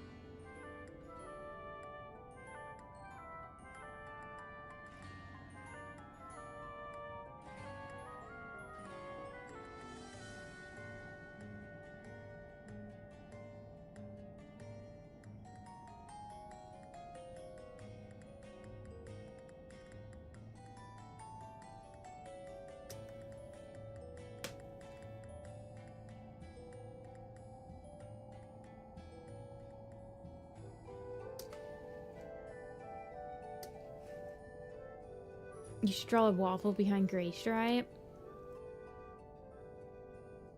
I don't know how many of you guys were on my Warrior Cats animated stream when I was streaming, but I drew Gray Stripe. I drew Gray Pearl with the waffle on the Warrior Cats animated stream.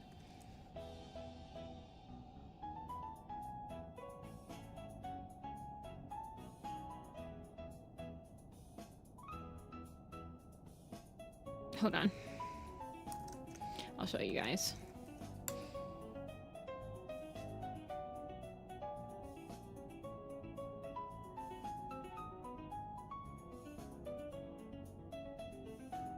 See?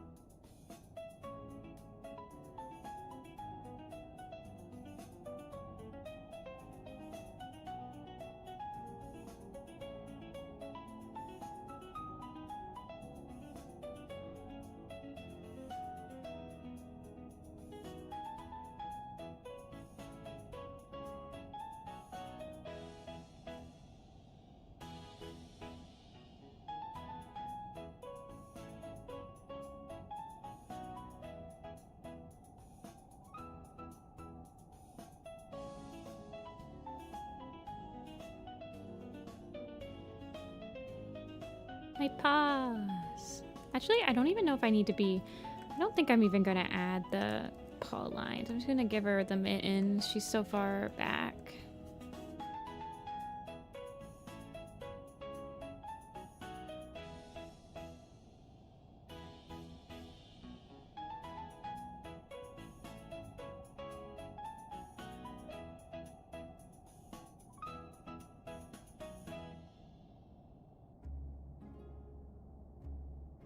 Sorry, no beans for you.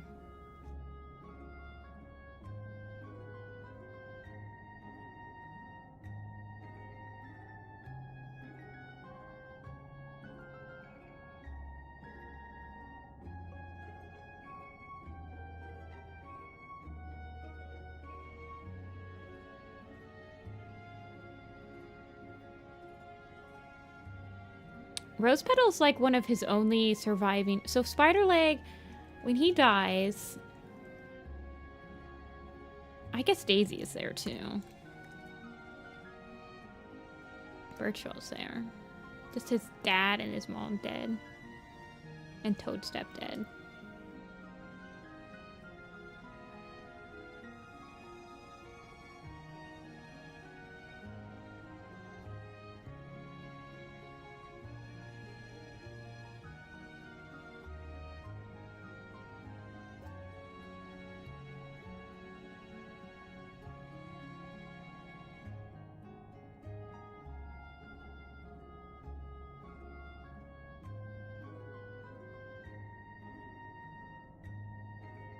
Oh, I guess Spiderleg got beans. I guess you can have beans.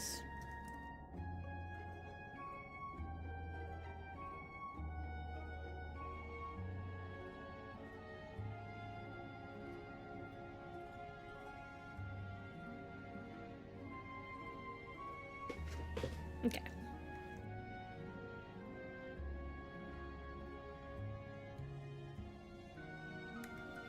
Whoa. Big.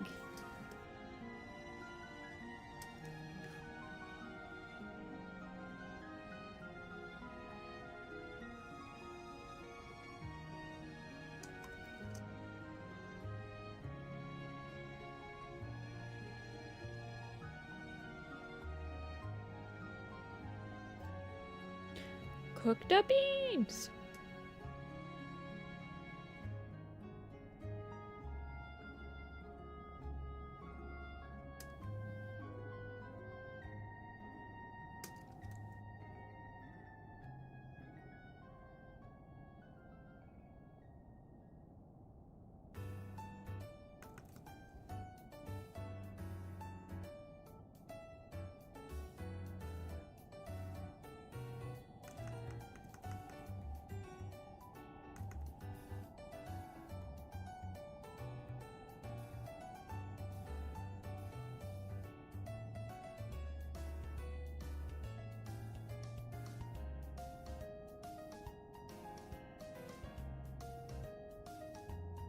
Okay. And then she needs her white tail tip. Well, it's like a creamy tail tip.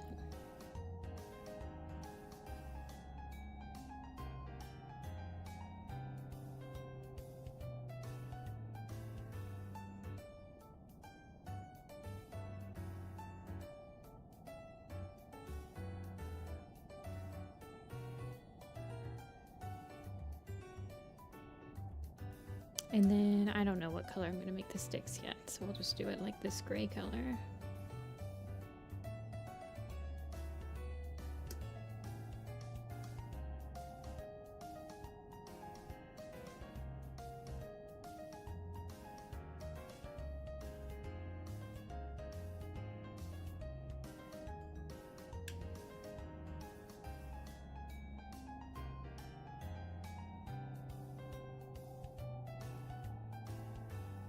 Okay.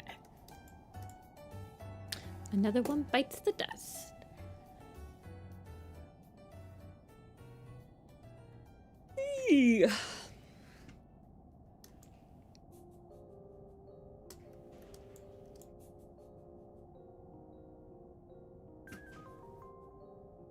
Daisy, did you know you'll lose everyone you love within the next 2 arcs?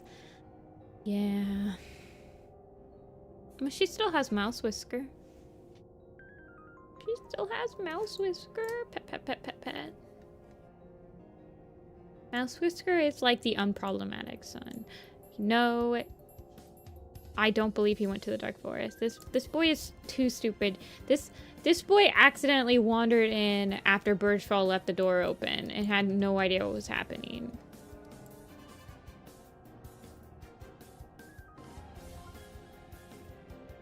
He came in with the pizzas and saw the whole place on fire. That's my Mouse Whisker boy.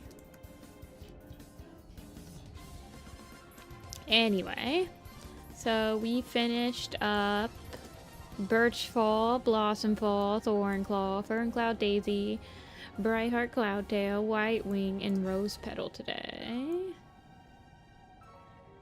Not too shabby. We did some edits to some various cats from last stream, and I think I'm gonna call it for today.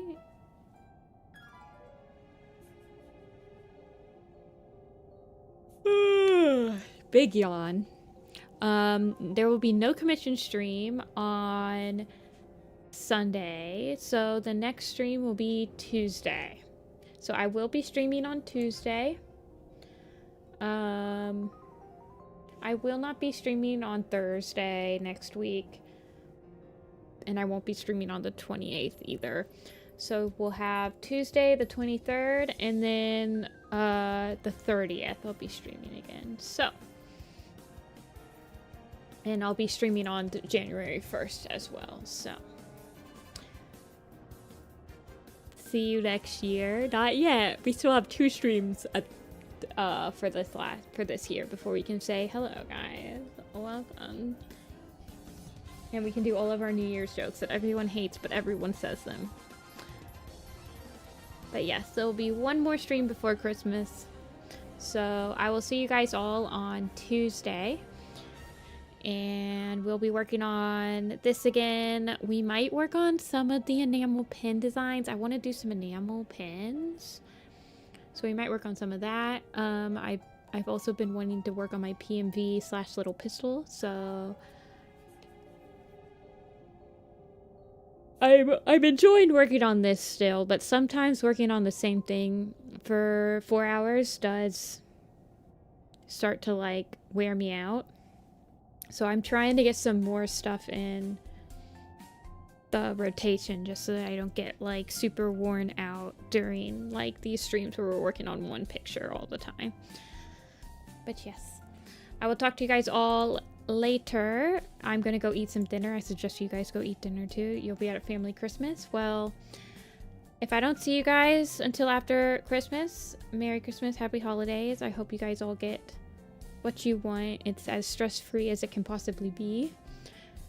But yes, and drink some water too. I have not drinking enough water today. So everyone, reminder. I'll see you guys all on Tuesday. Bye.